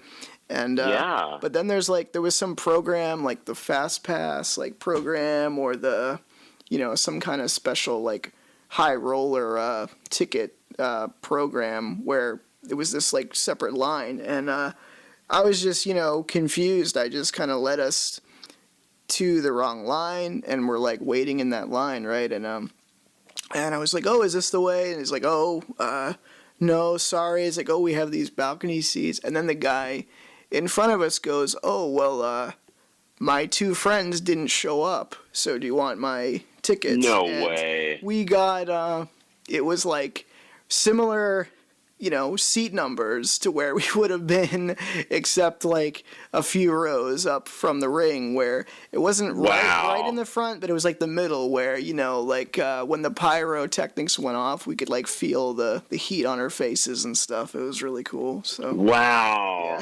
Yeah. And if you wouldn't have been in that line on accident, if I didn't make that mistake, that's so cool. Yeah. So that's one of those stories. Yeah, definitely. I love stories like that. That's, you would have had a blast regardless, but like that, wow. Yeah, and that's like one of those things. Yeah. And for a minute, even then at like 16 or something, I had that thought where it's like, should we do this? Is this guy a child molester? Is this a real, is this a real thing, or are we going to get like in trouble here? For a second, I was like, should we take this? But it was fine. So, yeah. You would have just pile drived him or something. If you tried anything. But because I watched it, by osmosis, I know all the moves.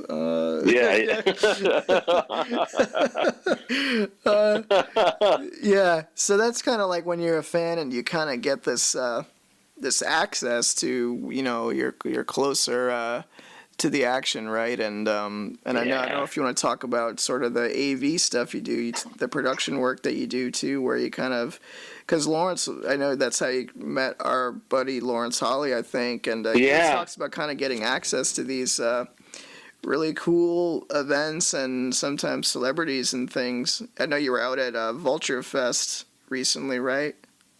Yes, it's a fun. It beats working. Mm-hmm. Yeah, it's a fun job, especially if you're creative and helping put on the show. And I've always been technical, and I've always liked to see how shows are put on. And I kind of stumbled into that work.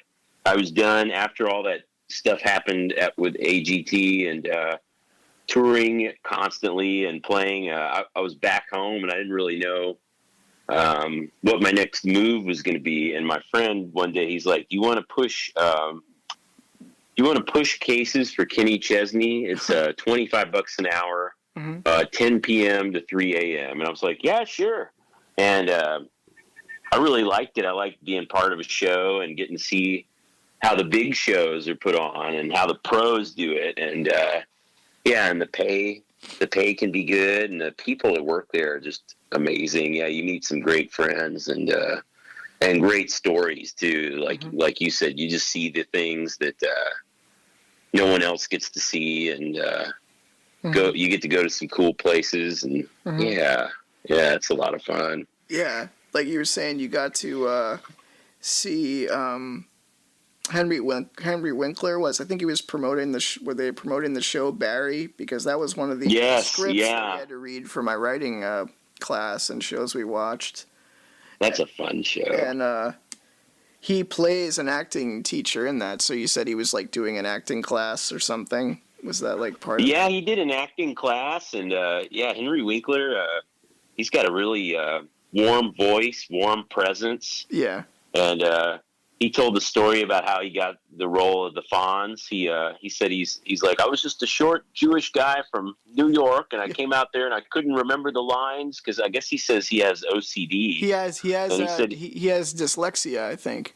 Oh, dyslexia. I'm sorry. Yeah, which is where you see words like backwards. It's talking about artists overcoming obstacles. He'd be a great interview. I mean, oh my gosh. How do you? I mean, he was on the Howard Stern show, and I think he asked him that, like, how could you possibly memorize lines? And he says, when the writing is good, he can remember it, and when it's shitty, he forgets it. Right. So that's amazing. Yes. How's that to be a screenwriter? Like, yeah, I hope he remembers my lines. Fuck. Yeah. Give him some good stuff. That's still like it's amazing. Yeah, but he said he got the he auditioned, like you said, he has dyslexia, and then he said he didn't know the lines, but he just went in there and he said this voice came out of him, and this posture, and then they said, what was that? And and they liked it a lot, and then they said, well, do you know the lines? He said, I'll memorize the lines, but give me a shot. And that's how he did it. Yeah, because his voice and like this like gentle demeanor couldn't be further from the tough guy, like biker that the Fonz was supposed to be. It's amazing. I liked him in Night Shift too. Oh yeah, I have to see that. That was a good one. Lawrence is always talking about the Lords of Flatbush, where I think Winkler was afraid of getting typecast as a greaser, like the Fonz, because he was in there in Lords of Flatbush, and Stallone was also in there. I think, it was an early Stallone one. Wow. Yeah, and you were saying you got to see. I guess there was a Third Rock from the Sun reunion at the. There was, yeah. That's cool. Yeah, they. Were you one of the ones helping Jane Curtin with her Skype session, or who was my that? friend did. Yeah, she was.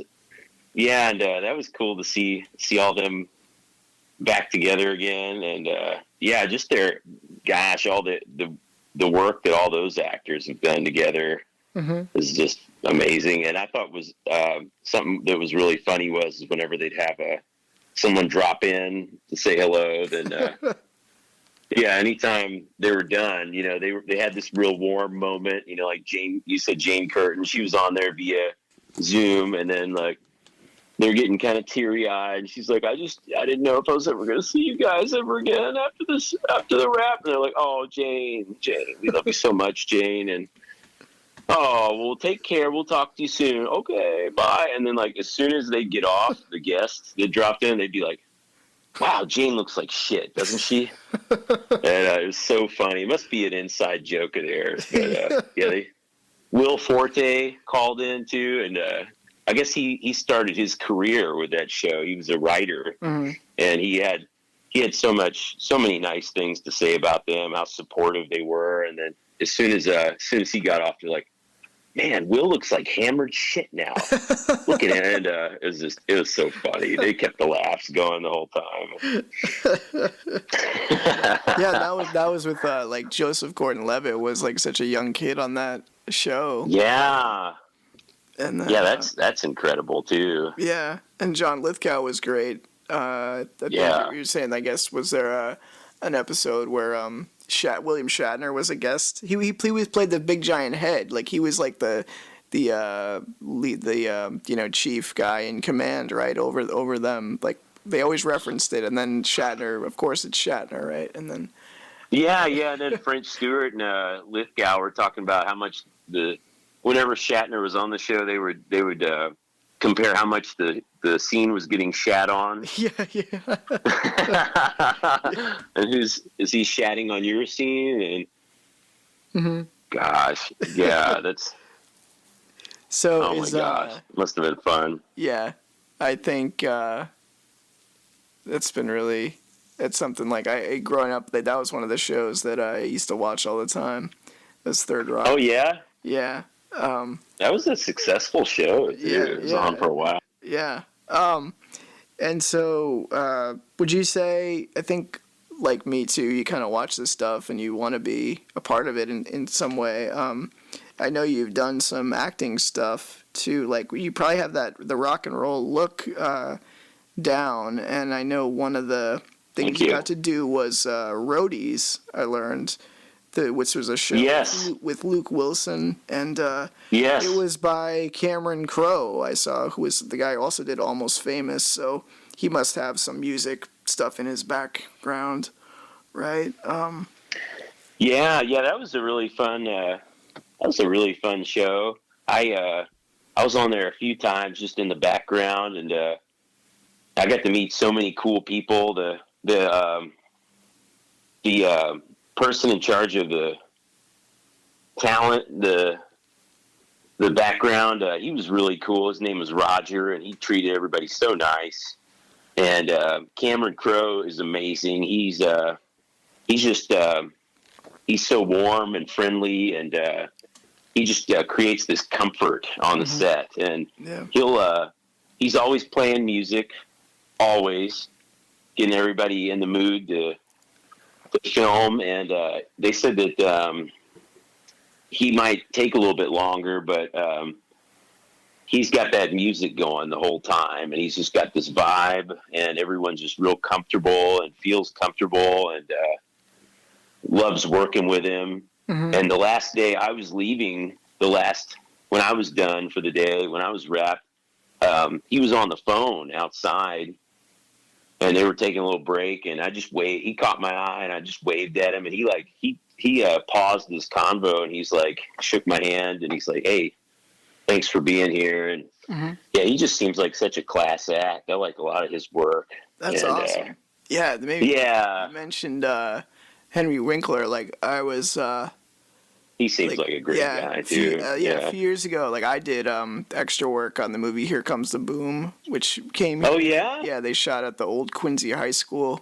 And it was like Henry Winkler is like the music teacher, and it was their Kevin James movie. Like, I guess in real life, Kevin James was into mixed martial arts, and I guess he's like pretty good. I mean, Joe Rogan, I guess, vouched for him. So really, and so that's where he comes back, right? Yeah. So he wanted to.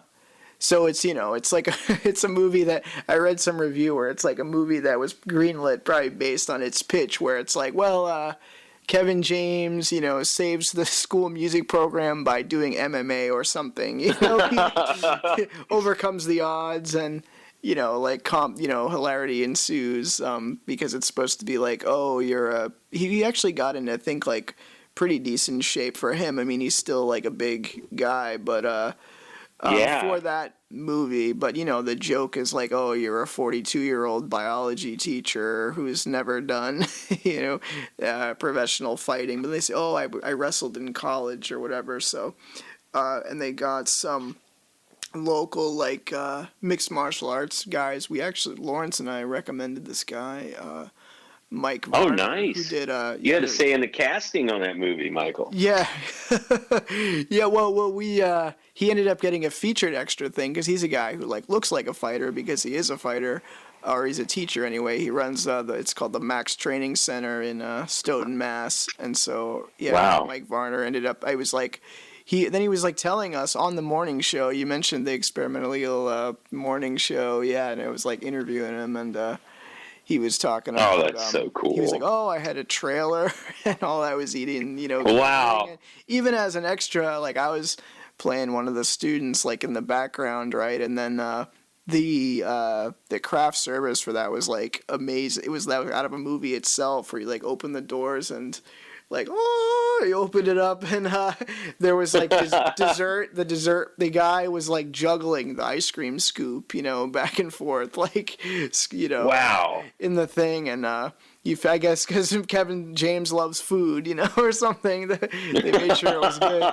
but Henry Winkler, he was, they always say like don't talk to these stars, don't bother the actors and stuff, and he was just like us kids where we were like lined up, and he was just like meeting everybody and asked me my name and was just like chatting and stuff, and then like years later I went to the Rhode Island Comic Con and he was there, and hey, like I was in Here Comes the Boom, and he was just like super nice, and he went to Emerson here, so I think did he? He's big into like giving back to Boston and stuff, I think. So yeah. You wonder those people, if they weren't even in that capacity, they'd be very popular and very successful in whatever they were doing. I think I think a lot of that has to do with their personality too. Yeah, like super charming. The funny thing with the Here Comes the Boom that I always tell is like it was like a 12-hour day, and so it was one of those where it was like that was just getting started, right? Yeah, it was like totally dark, but the scene was supposed to be during the day, so they had like huge floodlights that they flooded in like through the hallway in the school. And there was this girl, Lawrence and I always talk about like in the pantheon in the world of extras casting, there's always it's either the guy, the jacked guy who's wearing the tight like t-shirt, or the guy who's in a perfect suit or something, and then the female version is like the young girl with like the makeup and cleavage, and they think that's gonna make them stand out to get something more, but at the end of the day, that's still not really how it works. You're still an extra, and so there was this girl. I think that's yeah.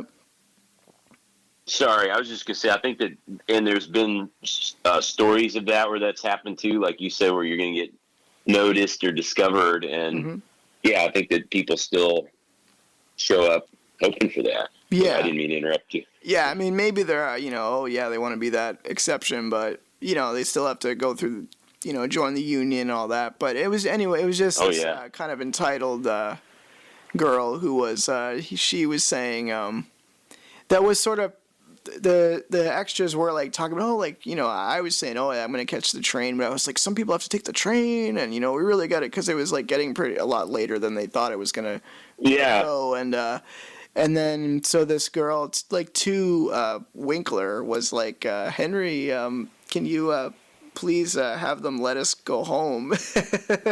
and like it's his call. Yeah, I know. And then Henry Winkler, like in his nice, gentle Henry Winkler voice, he's like, honey, this is what making movies is all about.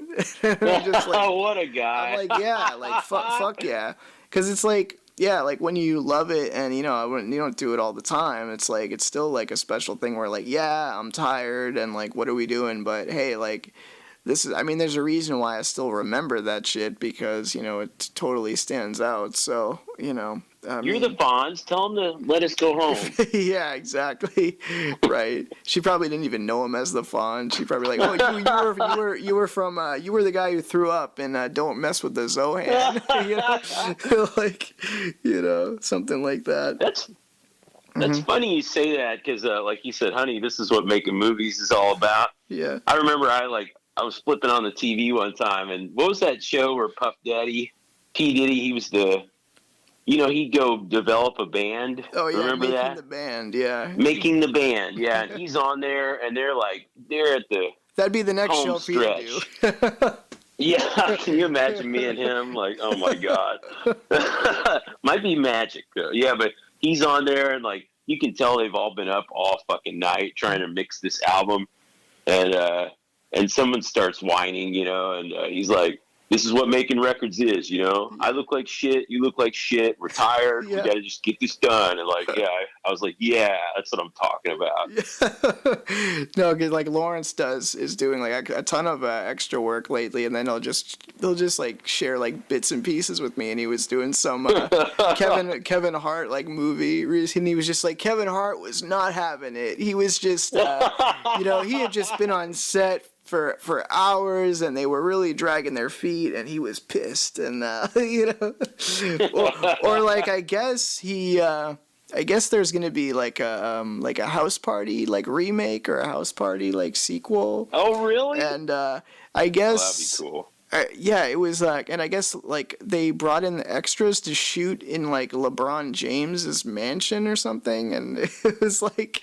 Yeah, Lawrence does all the fun ones. He's like, I'm at LeBron James's house today. Yeah, I'm at the Kardashians' house today. He's like, they think I'm, they see that I'm brown, and they think that I relate to this culture, and like, did he tell you about that time? I was gonna say, like, he's like, they gave me, the AD told me, like, okay, in this scene, like, you're gonna be macking on this honey, and he's like, yeah. Lawrence is like, I have to do another one of these. Sucks, huh? Like, he told me this one. He might have told you, and this one's one to share with everyone. But he's been working so hard and working so often on these. Like you said, they really taken a liking to him, and they keep bringing him back all the time, and that's awesome. But he said that he pulled a long night on set one time. They worked really late, and then they had to be back really early. And he said there's a scene in there where he's in a temple and he's like praying. Oh yes, they cast him because he's racially. He says this himself, so we could say like he'll refer to him as like they see him as like racially ambiguous. So sometimes he'll be the black guy, with macking on the honeys, and then I guess they cast him as like a East Indian guy in a mosque or something, right? So yeah, it's good to be versatile. But there's a scene, and he was telling me like they had been just going nonstop, and he said the first scene it's like at 5 a.m, and he has to pray. It's like he's on his knees, and he's praying, and he says every time he kneels his head down, he falls asleep. yeah. And he said the guy next to him was like, "Hey, we're rolling. He's like, "Oh, okay." Yeah, that's good. Many, I think that's a scene in itself. May or may not be based on something in my coming out of my writing classes. Just those long drives with him and cracking open many Red Bulls and I had my little big break though, like on roadies. I was getting called back a lot, and the guy, the AD or the casting, I'm sorry, I don't know what his position was, but he wrangled the talent. His name was Roger. I worked with him on Zeroville too, but he pulled me aside one day and he's like, "What do you think about coming on for the rest of the series?" Wow. And I was like, "I'd love to." And he's like, "We could get you a little featured extra part. Maybe we'll see what we can do." And I said, "I'm in. Let's do it." So he's like, "Great." And he books me, and we have to go to Anaheim, and we're going to shoot this scene at the Anaheim, the old Anaheim Stadium by the convention center.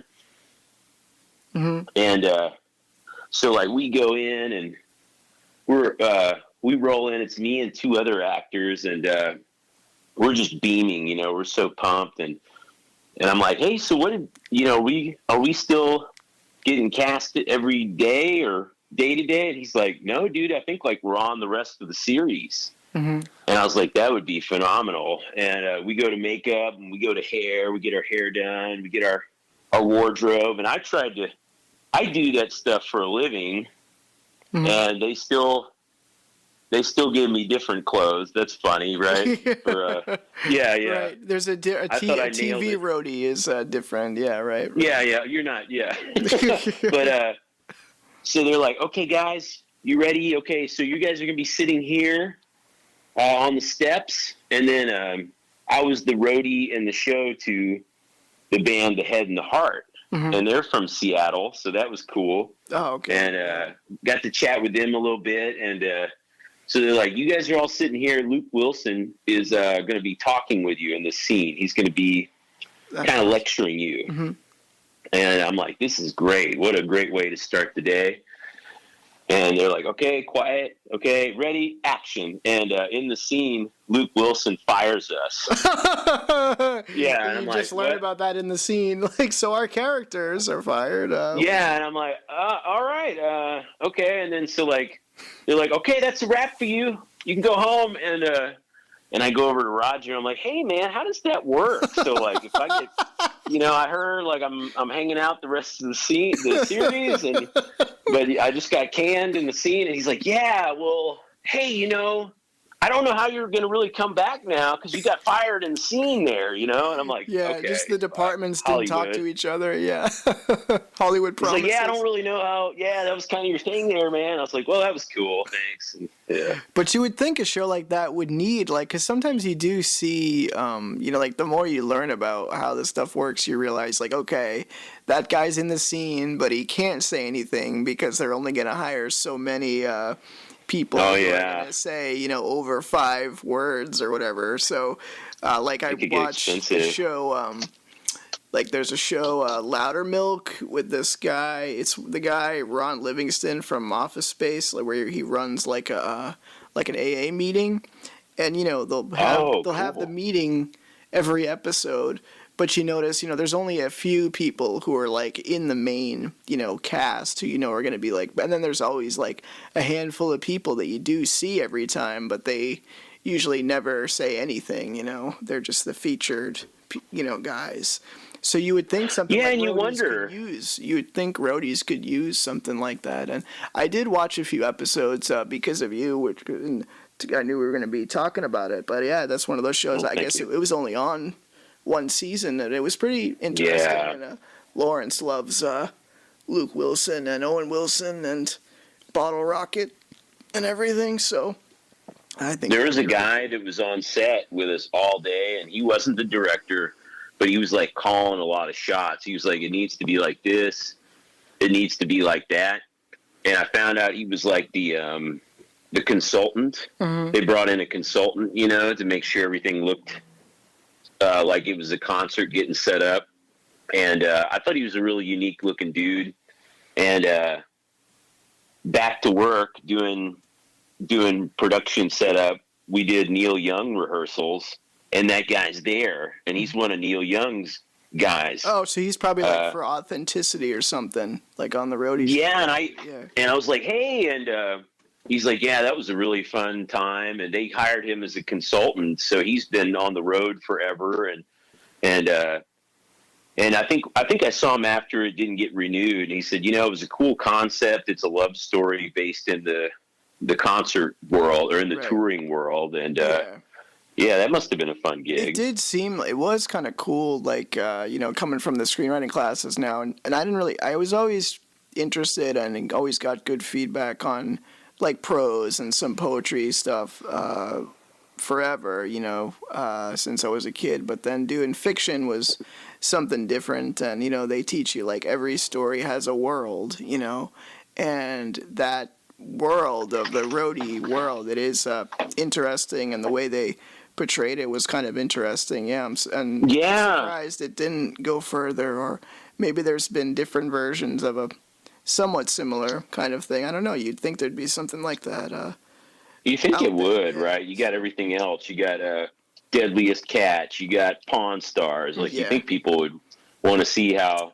And there's so many characters in that in it the made concert me think biz, of it was I mean, every story now I know, I can see the Matrix, I can see between the lines the way they the way they increase the conflict and everything, and so it was definitely theatrical, and definitely took advantage of kind of trying to make comment on the pretentious nature of the whole rock star thing, or some big photographer was going to come in and, shoot the band on the show, and she's like a prick and stuff like that. It was a little less over the top than this, but it reminded me of, for a while I was binging a lot of Californication with David Duchovny, where he's that's like a great writer. show. Yeah, and then, because there was also a thing where, like, he was going to work with, like, a rock star guy, and he was sort of an over-the-top, like, hair metal kind of guy. It's some of that, a little of that, but yeah. Well, That screenwriting class sounds amazing, Michael. Like the Yeah. things what you've been telling me about it. It's Yeah, just, it was over the course. It was like 3 different classes I took since like last January. Yeah, and then the first one was with this woman, Mariona Loretta, who had some really good slides and some really good information, and she's more into like sort of message movies and social activism and stuff, which is cool. But then I got into the next class I took was with a guy who's been there like forever. This guy Mark Fogarty, who I think we have sort of similar tastes as far as like him into like being into like pop culture and some like blockbusters and stuff and those kind of movies. And it was just really cool to regularly have a discussion about film and an incentive to study scripts, and yeah, it gave me the structure to have a deadline of presenting stuff and getting feedback and everything. So there's another class coming up next year, so hopefully, and I got a few scholarships for it too. I told my story talking about artists overcoming obstacles here, so going for it. So yeah. So we got to talk about. Oh yeah. Oh, I was just gonna say the community and the networking. Oh yeah, no, you do too. The only negative thing, right, that dates this podcast, of course, is fucking. There's still remnants of COVID, and the pandemic culture where they're still not open. The Writing Center, they just got a brand new, gorgeous building, so it's been all on Zoom. So that's the only downside. I try to keep in touch with some people from the class on email and stuff. But hopefully I'll be meeting some out in the real world, sooner than later. Yeah, and you don't know what that could turn into. Not even looking for a gig, but yeah, you guys could collaborate on something, or someone might know something else, or just getting the feedback too is so huge, and refining your skill, and that's. Gave me confidence in what I already had and what I knew, and then it's like, oh, okay, I'll take. And then I realized, because I think I struggle with kind of like, this idea of perfectionism, right? Thinking like it has to come out exactly how you want it, right when you're doing it, and what you learn is. Well, I know that. In the class, it's like, as far as writing it, apparently doing 5 drafts is like a normal thing, like a standard thing. Wow. And they said somebody was having a hard time deciding on what they wanted to do, like for a story, and the teachers. That's what I like about him, is he can get intellectual and have this deep discussion about movies or the social implications of it or whatever. But then he's also like matter of fact as far as like, well, it's. As far as what your story is, it's whatever you're going to finish, whatever you like enough to actually finish it, right? Because that's, Kevin Smith used to talk about that too, right? It's like he likes pulling stuff from that he hasn't seen before, pulling it from his life and putting it up on the screen and stuff. And then it's like the challenge is, can you finish it, right? And like getting back into that world. And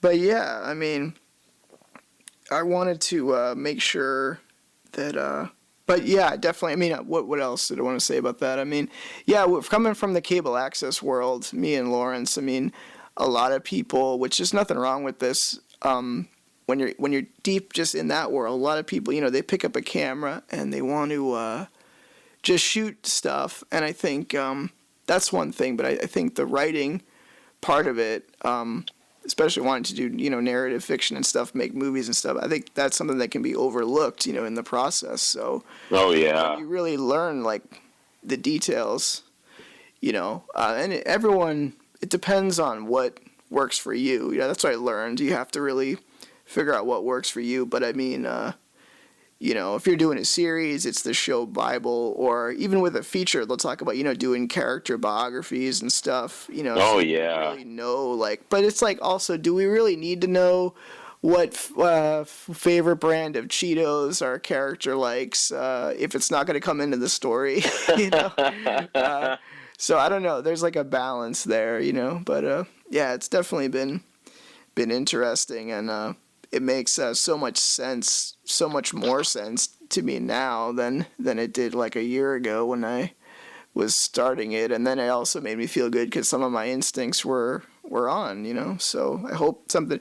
Now I have almost 35 pages of something. So like you say, maybe we can read it out loud somewhere or act it out, or well, it was really cool having people act it out. Even introverted writers trying to be extroverted actors. And I was saying, yeah, I tried to do some acting stuff and did improv at Improv Boston, which they lost their theater because of the pandemic, but they'll come back. They've lost space before. But I definitely wanted But that's so cool to see actors speaking definitely your lines. In the next class, they're supposed to be, hopefully, by the time that next 10 weeks goes by, they can actually get in there and we can be in that. There's a stage and everything, so I always appreciated the theatrical part of seeing that like come together, like the two come together.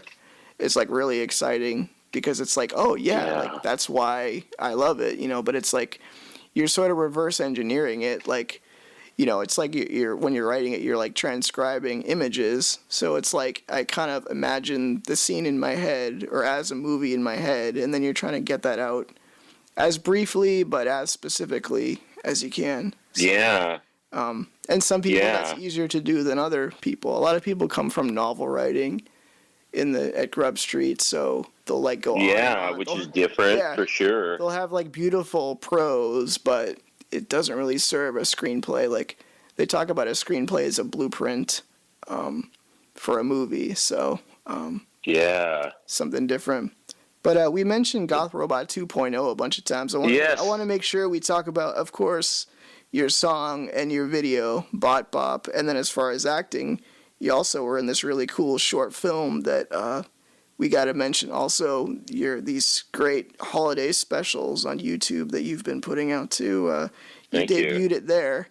Signs and Portents, I think it's called, with Goth Robot was in there, and it was directed by our buddy Lawrence Holly. And so that's a couple of things I mentioned, but all that Goth Robot 2.0 stuff. So Goth Robot 2.0, he's from the future, and he came here because it's much more turbulent in the future. He's trying to spread good vibes through music here, and Goth Robot 2.0, and I have many, what's the word? I was thinking mutual friends, thank you. I think had a blank there. The original Goth Robot was actually in some movies with our friend John Hartman, who we met. He's great. Yeah, he can tell a great story, too. Yeah, John Hartman. Yeah. He was on those specials, and you hooked me up with him. Oh, yeah, that's right. Did you play some of John's stuff in there? And I did. I loved it. I just love that stuff. Yeah. Where is he now? Is he still in Europe? Or? Grindhouse stuff. Yeah, he's in Bulgaria. He sort of went there when the pandemic stuff was hitting. And he was always a big fan of like old school 70s and 80s stuff, like old school TV and Grindhouse movies and sort of the counterculture he always talks about too, like he loves that, like the goth club crowd that, me and Lawrence would dip into from time to time. And so there was like a cool overlap there because we were both into video production. And then here comes this guy who's into that and also into sort of the alternative like club scene that we were like into at the same time too. That was really cool for me.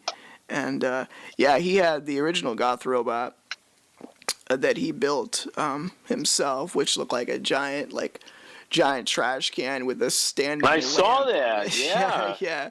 So John Hartman is like the father of Goth Robot in a way, definitely. So I hear that the models are expanding and traversing out into the West Coast now. Yeah. So I heard about Goth Robot 2.0 via mutual friends, and finally met him. We hit it off. We went to Tijuana one time. Goth Robot 2.0 was able to sneak onto the set of The Mandalorian because he's a robot, right? It's perfect. And I kind of did, but I had Jedi hair. Maybe that's how I got on there a little bit. But we hit it off. Yeah. And we've been wanting to collab for a while. I love his short films, and I just love that style. And his songs are really fun. And yeah, I was like, I was thinking I hadn't released any music in a while, and that was something I really wanted to get back out there. And Keg has always been me. It's always just been me. I've done everything with a few exceptions, but I do it all. I do, and I don't know if I've collaborated on track with somebody before, but I thought this would be, to return. It would be fun to do something a little different. Let's do a collaboration with Goth Robot 2.0. Let's try to do a little.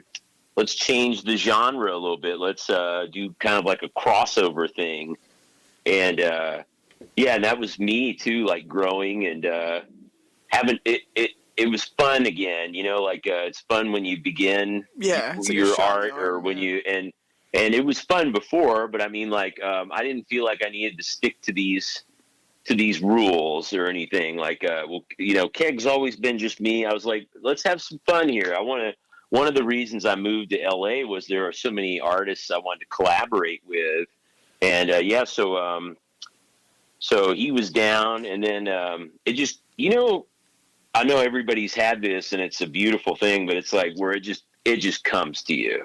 It just hits you like a ton of bricks. But that's what happened. I was just thinking one day, I don't even think I was thinking about music, but I was like, it has to be called Bot Bop. Yeah, yeah. And it needs to be a it's dance a new song. Dance craze, yeah. It's a new dance craze, and we're going to have Goth Robot 2.0 and I. This will be my big return. Yeah. And take me through some of those lyrics quickly, right? That's a great... Yeah. So I had the guitar riff just came to me, and I was like, oh, that's it right there. That na na na na na na na, and I was like, that's the song. And I kind of it kind of reminded me of how Goth Robot 2.0 moves. Like he has kind of a rhythm when he moves, if you see in his videos. And I was like, na na na na na na, and then and I was like, well, what would be the Bot Bop? If you're a robot, I wanted to have kind of a robotic beat to it too, like not too. Yeah, I wanted it to be kind of robotic, and I wanted it to be stripped down, because a lot of songs that are real catchy are very stripped down. And, yeah, it's almost like punk rock, right? Like a 3/4. Yes. Very similar. Yeah, and especially now too. Like, and so the Bot Bop is you drag your left behind your right, you drag your left foot behind your right foot. So if you're thinking, you kind of cross legs, you drag your left foot behind your right foot.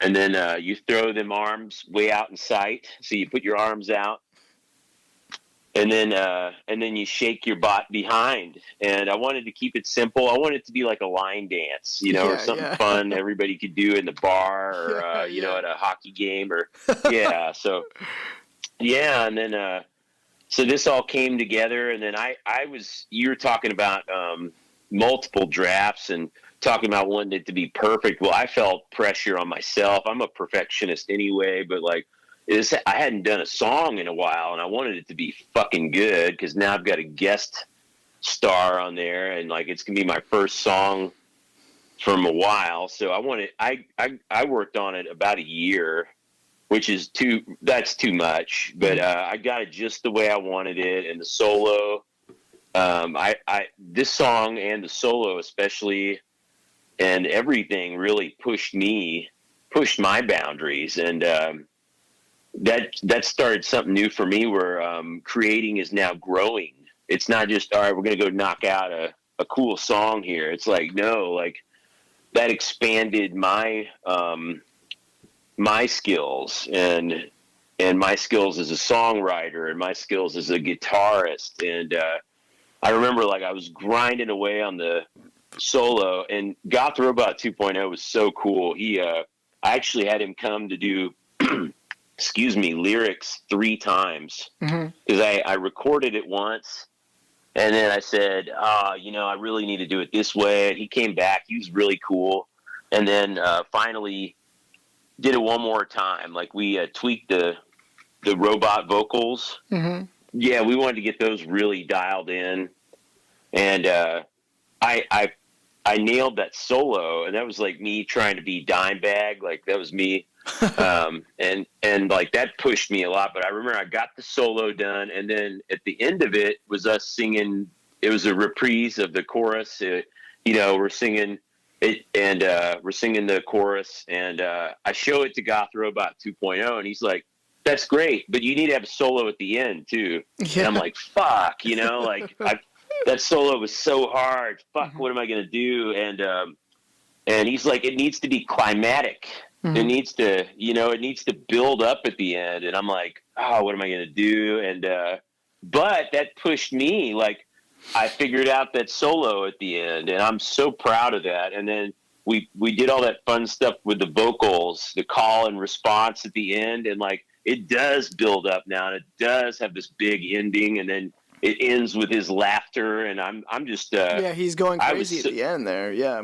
Oh, I loved it, and like and then he came back and did a little freestyle. He didn't rehearse that, he didn't write that, he just did it, and we kept it in there. And that's what art is about to me too, is just leaving it all there. Like I couldn't have done that. I couldn't have given that a better shot, I don't think, like at the time. Like I was so proud of that, and that's kind of my policy. Like when I release it, I want you to know, like, I gave it my all and I gave it my best. And yeah. Mm-hmm. Yeah, but there's, like you say, it's like a certain amount of, you kind of lay that's, I liken it to screenwriting too, you kind of like lay the bones down, and then it's sort of, you get inspired, right, and you throw something together, lay the framework down, and then you can kind of fill in the blanks, and then there's a certain amount of improvisation too, especially with like recording, or I'm sure, if somebody's acting out a screenplay, there'll be a little something extra, in there. Yes. Interesting too, Yes. Mm-hmm. Yeah, and then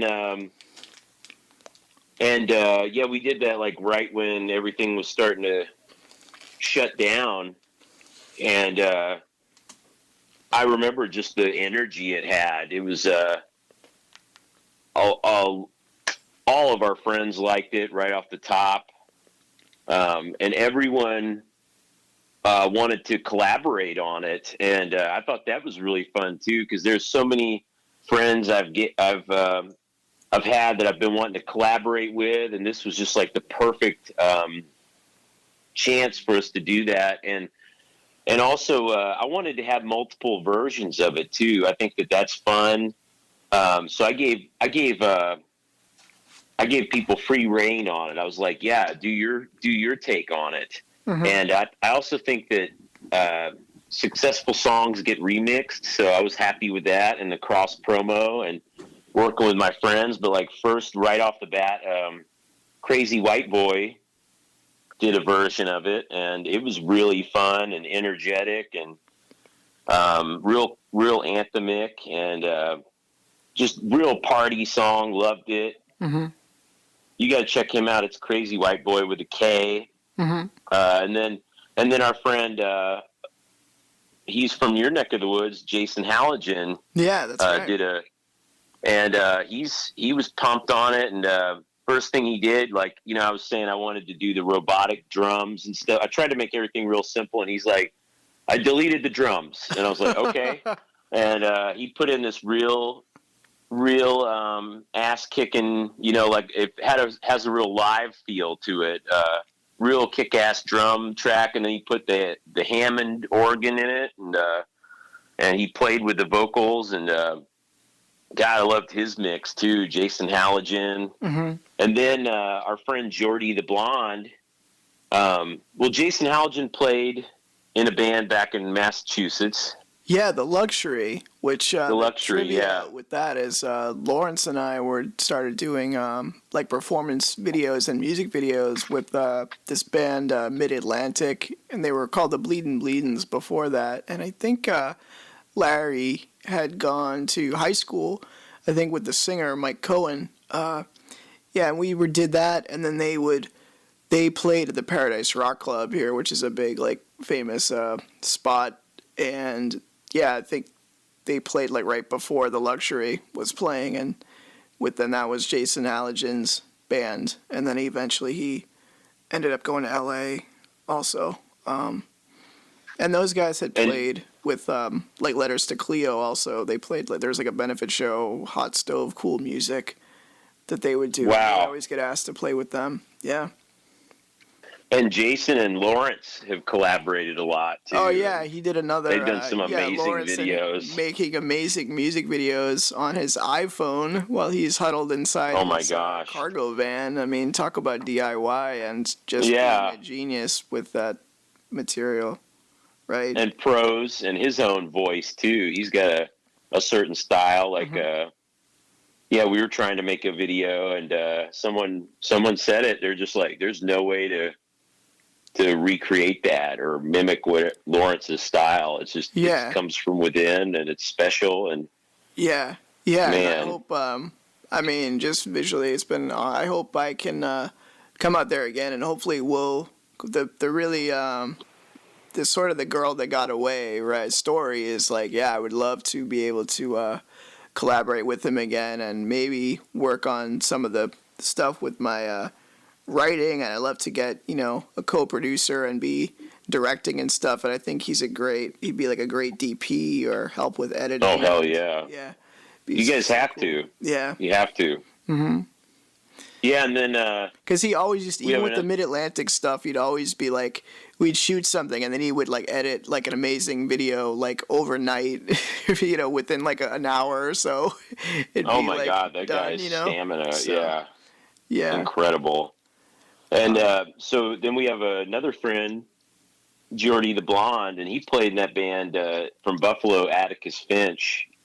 They had a really strong following, punk band. They're still playing, I think, on and off, but he was working on his solo album, and he's doing stuff with 21 Pilots too. He's real. Oh, nice. He's I he's just real discovered busy. them with that song, Stressed or Stressed Out. That song. Oh yeah, that's great. Very catchy, and he heard it, and I was like, "What do you think of this?" And he's like, "I want to do a solo on it," and I was like, "Do it!" And I did not know. Do it, right? That's in the song. Yeah. Do the bop bop, and then you interrupt yourself and say, "You do it. You better. You better do it." Yeah. That should be your ringtone. Or bop bop would make a great ringtone. Or Lawrence should make he loves chip tunes, like the old video game music. Yes. Oh, that'd be so cool.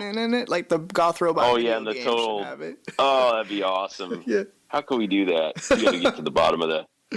Yeah. And that Do It, the one that we laugh about, and that was totally on the fly too. That was not planned, and every time I talk with Michael, we're always like, "Do it!" And it's so awesome.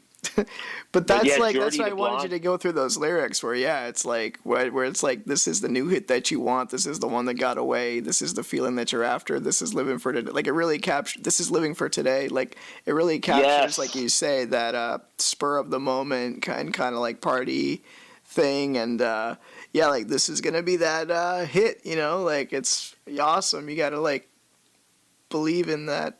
Robotic shit, Yes.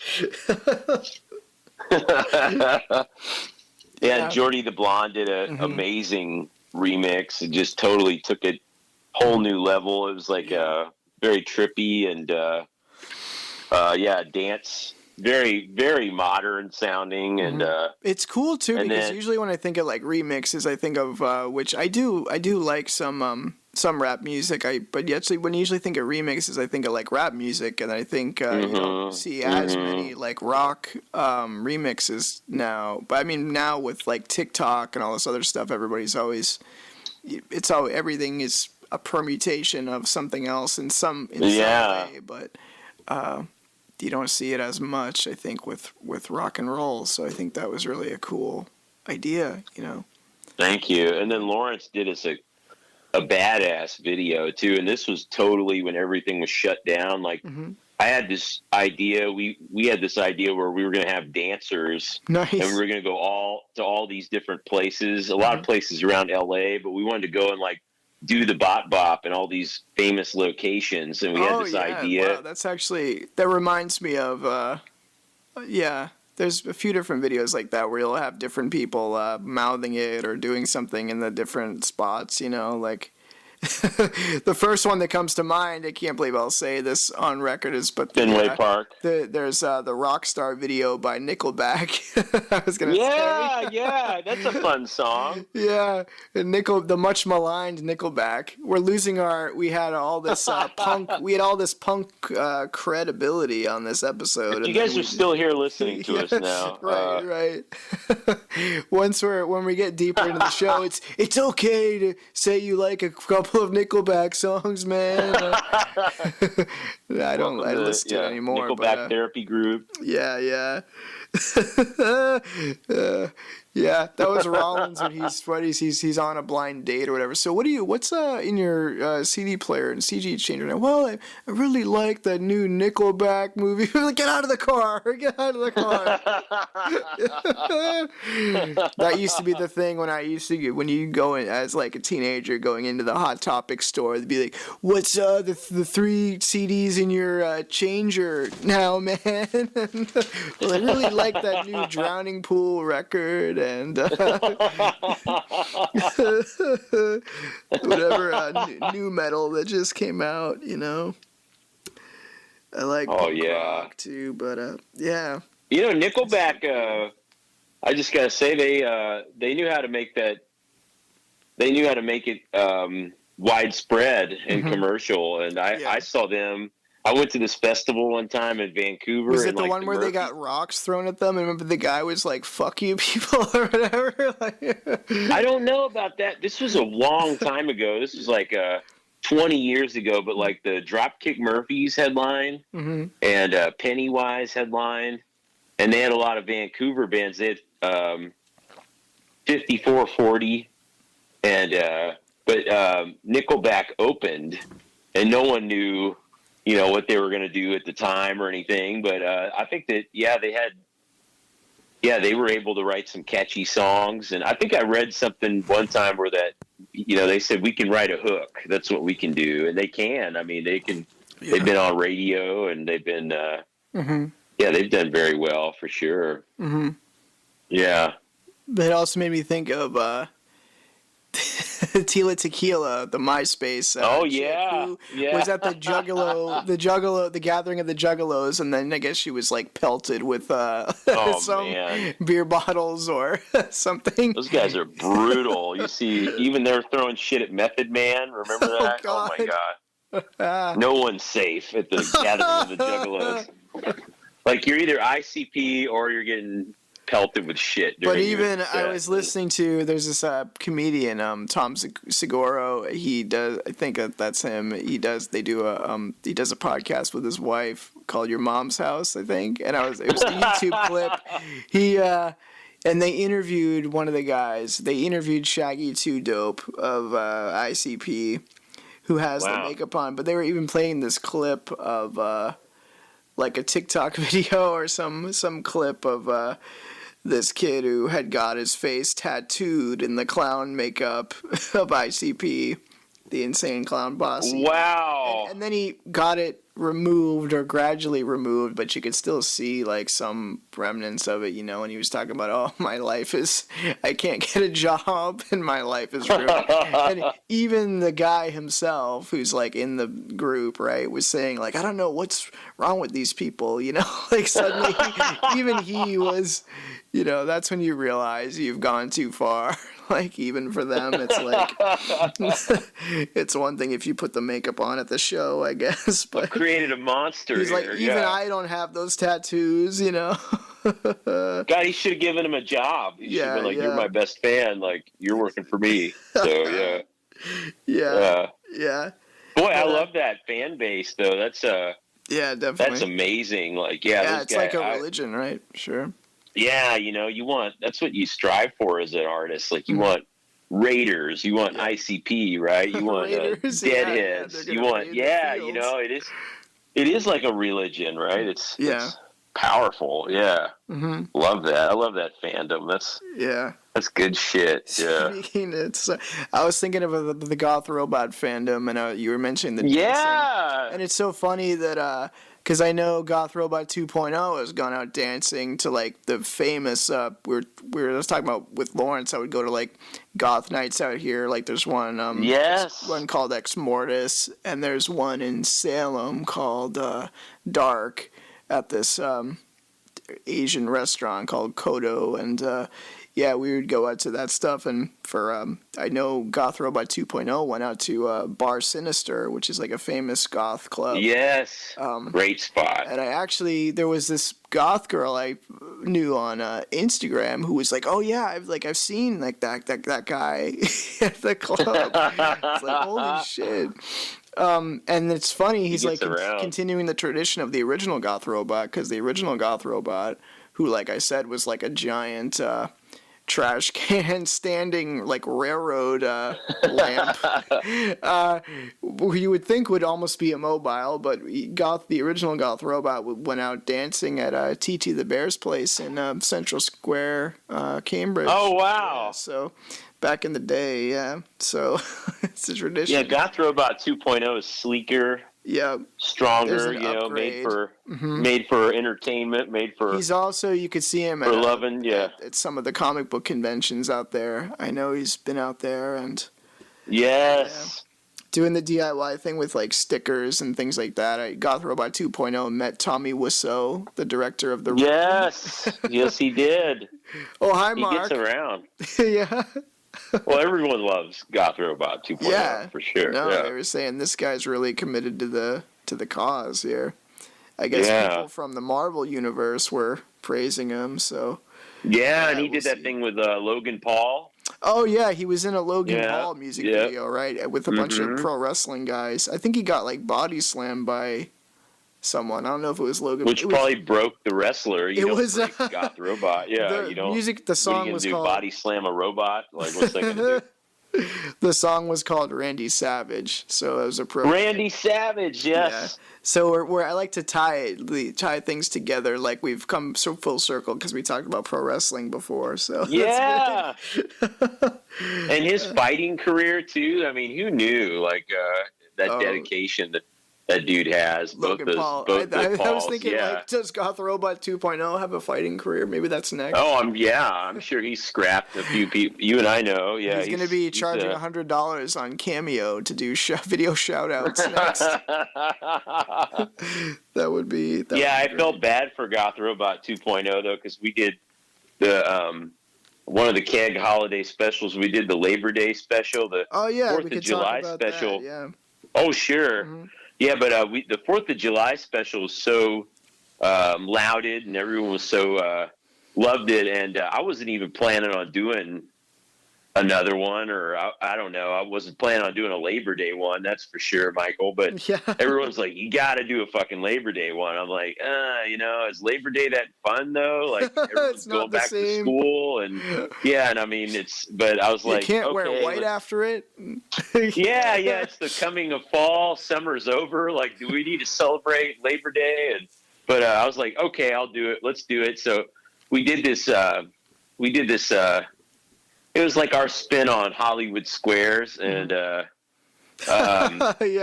Robot 2.0 was on it, but it was like, because it's that time, we ended up filming all that shit on like the hottest day of the year. So he's like in there overheating in the studio, and it was a good time. He's a trooper though. I'm sure he's. Mm-hmm. I don't know if robots sweat or not, but it was. I know it was. He was leaking pretty some fucking kind hot of oil or something, right? And then I thought it'd be fun to do my scenes outside, and I'm like, what the fuck was I thinking? I was like in the triple-digit weather, and I'm out there just sweating my ass off doing these intros. Yeah, that's right. You were doing like, for those who don't know, right? You were sort of hosting your own like variety show, like a special. Yes. Right. Yeah.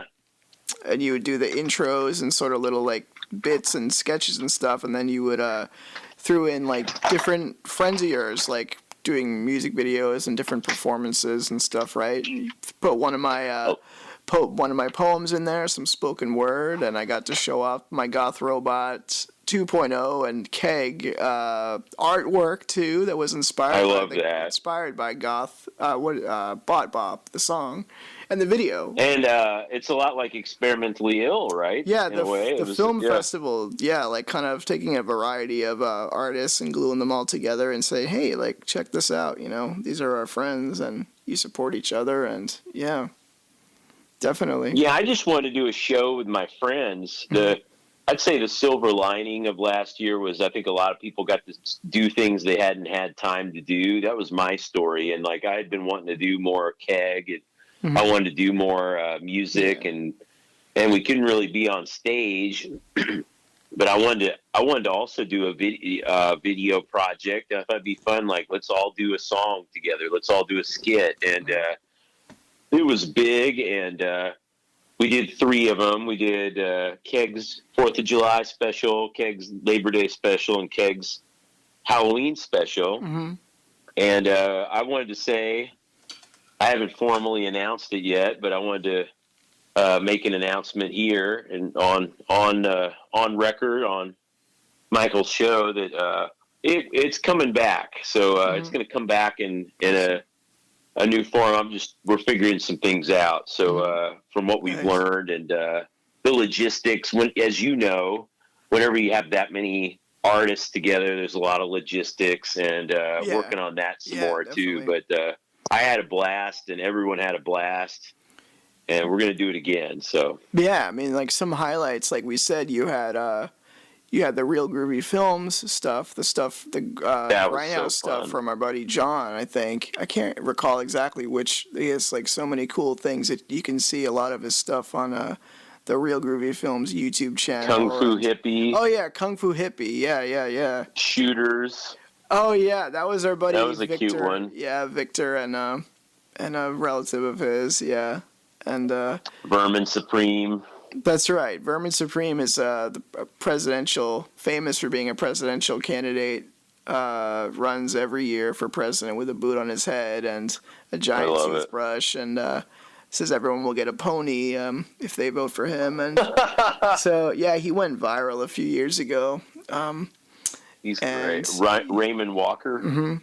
Yeah, tell me a little bit about him. Right, he was sort of doing some skits in there and hosting some segments and stuff, right? You've done some stuff. Yeah, well, Raymond Walker, you know, he's a bit of a legend, similar to Goth Robot 2.0. We had a lot of mutual friends, and a friend of ours put me in touch with him, and I didn't know if we could even get him to do this because he's very busy and he doesn't like to come out unless he wants to come out, and he really jumped on it, and he filmed all these scenes of him at Walker Ranch and in space and and in the hot tub, and I mean he's a hell of an artist and a hell of a actor, and he has ties to the band Mostly. Check them out; they're fantastic. They were on the show too, and he was so good. He didn't script any of those. He just did those, and he's just so good. And I get so many compliments about him on there. That's like the number one. Who is this guy? Who is Raymond Walker? Wow, that guy is good. And yeah, he's got something really special. I was so grateful he was on there. He's very talented. That's awesome. Yeah. Yeah, Mostly too. They're fantastic. Yeah, you wanted to give a shout out. Oh yeah, shout out to our friend, the great surrealist poet and filmmaker Mick Cusimano, who I think you had some of his cartoons in there. Oh and he's yeah, had some, I love it. And he's had some health issues lately, and we're really thinking of Mick and pulling for Mick, and he's always inspired us. He's like. He's like in his 60s and he's still like kicking so much ass, like always submitting to film festivals, always getting in, and makes this wacky stuff that he loves with his friends, and just really staying true to this. For him, it's not so much punk, I guess it's more like the hippie spirit, but it's all sort of the counterculture, just going with your instincts. And yeah, it makes these real surreal cartoons and things, and Rooster Tales was his thing, and yeah, we were in some of his live action movies. Don't Spill the Eggs. Myself, Lawrence, our buddy AJ8 was in. Yep.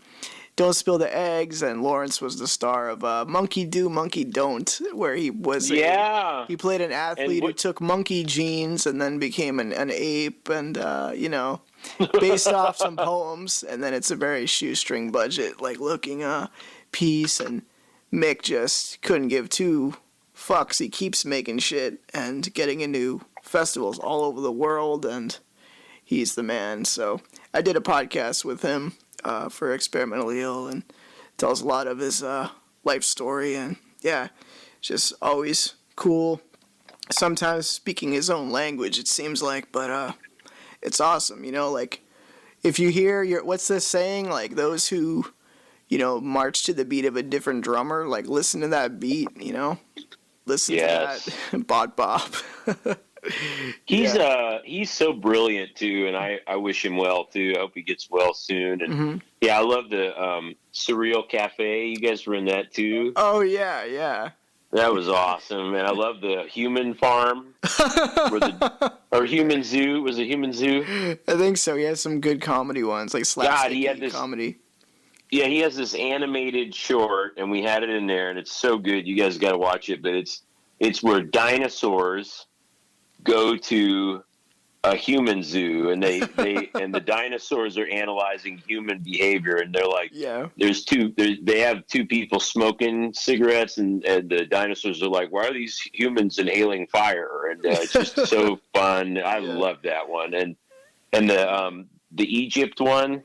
Oh yeah, he loves awesome. like Cleopatra and King Tut, all that stuff. Me too. Yeah. He was in back in the day. He was in this like poets collective called like the Fires of Prometheus, and he performed with this poet who called himself "Are You Out of It?" And then they performed with the guy kept performing. I think up until he was in his like 90s or something. This guy who was related to the Barnum Bailey Circus. This guy Billy Barnum, who is this poet who just kept going until he couldn't go, and they would hang with him, and I think would go to New York, and one of Mick's shorts, his cartoons, I think went to it was about something about like Saint Valentine or something, that like history. I think that's what it was. What got into the Cannes Film Festival in how do you say that? Is it Cannes? It's Cannes, Cannes? But Cannes. Okay. I remember in one of the. Is it Jimmy Cahn's Film Festival? No, it's Robert Redford. Okay. Is it Robert Redford? No, that's Sundance. I think Sundance is Robert Redford's. Yeah. We're trying to talk like we're film buffs. We don't know. We're like, what happens when the show goes on. I'm like, whoa, who is it? What a. One of the we gotta mention one of the other ones, but check out Mick's stuff. He's all over the place, and his website. He's great. He had Thanks for putting me in touch with him too. He was. I remember his. It was mkusaman.tripod.com. He had this cool. He's still got a tripod site. Yeah.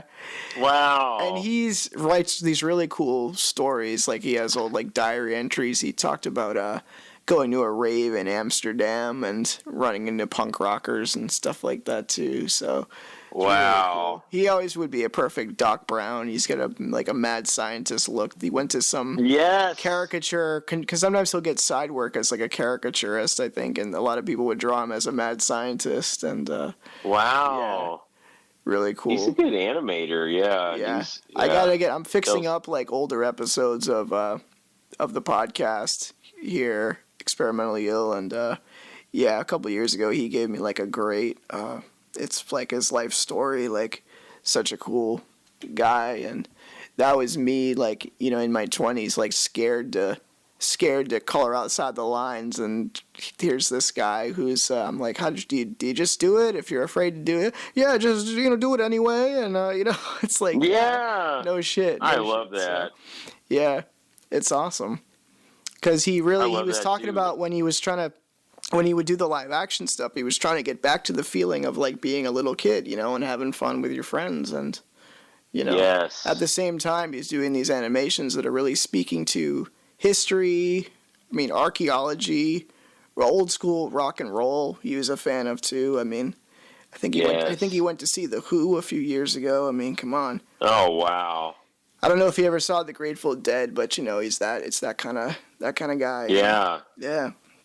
So as far as the other stuff that was part of your specials, Yes. I love superheroes, and we got to talk about this Super Squad show. Oh, yeah. Thanks for bringing that up. Yeah. And I wanted to say real quick, if we can back up, Sure. I think that's so cool, Mick, encouraging you to go for it. And as you said, color out of the lines, and don't worry about looking goofy or don't worry about if I know what you're saying. Like, it's easy to get self-conscious, and it's easy to say, like, what's everybody going to think? But everybody's going to love it, and you know what? And you're going to love it, and you're going to learn from it. And fuck them if they don't. So that's all I wanted to say about that. Yeah, and definitely. Like, I heard there's like a great like quote, like what is it? Artists like struggle. You kind of ride the line of, you know, basically like wanting to share and wanting to not share. You know, it's kind of like I always struggle with like I can be like an extroverted like introvert. You know, like I really struggle with being introverted and being shy, but then still wanting to share stuff. And so it definitely can be a struggle. And when you see, not to put any labels on anybody because of age, but I mean, you see an older guy who just doesn't give a shit. He's not like somebody else might say, oh, you're older, you know, time to like put on a suit or time to retire or whatever it is. Yeah. Making these whatever your hang-ups are. Yeah. You're making these crazy cartoons, and that's what Lawrence and I talk about all the time. It's like, it should be the opposite, right? That's what Mick is doing now, is like leaning into that shit even more. You know what I mean? Because, you know, it's like, just leave cool shit out there, you know? Yes. So. That's what it's all about. And so, and talking about cool shit, Super Squad. Yeah. The Super Squads. Yeah. So, through Raymond Walker, I met Chris Cox with Nush Media and Nush Media Productions. You got to check them out. But they do this fantastic show called Super Squad. It's a superhero show, and we got a premiere of their new episode on KEG's Halloween special, and they just they're very meticulous, very detail oriented, and the guy they can write and they can act and they can produce, but they also they do it all. They do it's really phenomenal. You'll have to check it out. But the special effects, if you're watching them, like there's a scene where they're watching the TV and it's a superhero show and they've got the costumes. They did the costumes. They have, and if you're watching, they made content just on the TV. There's content going outside the window. I mean, it just is an immersive, fun show to watch. It's a fun superhero show, and they have so many like fun villains. Comedy, like a comedy. Yes, show, like, with superheroes. Yeah. Yeah, you know, they have like a character named Captain Cop Out.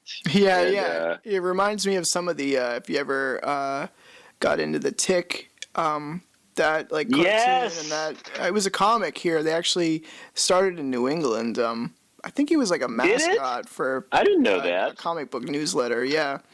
I remember. I think my mother went for me on Free Comic Book Day. Every year, there's always some event at a comic book store, and my mother's like, "Oh, I went to the New England Comics, and the Tick creators were like giving away signed comics and stuff." So, wow, I'm like, cool.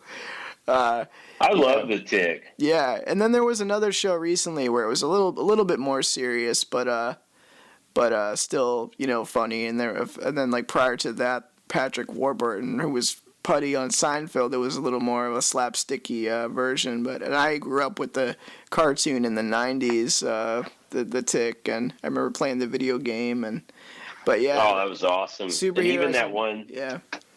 the live action with the dude that plays Joe on Family Guy, that was pretty cool. Yeah. Definitely. And then they did a recent live action one too, didn't they? Yeah, just for Hulu, I think, which I liked. Wow. Yeah, but then that stopped. Yeah. So yeah, superhero like comedy.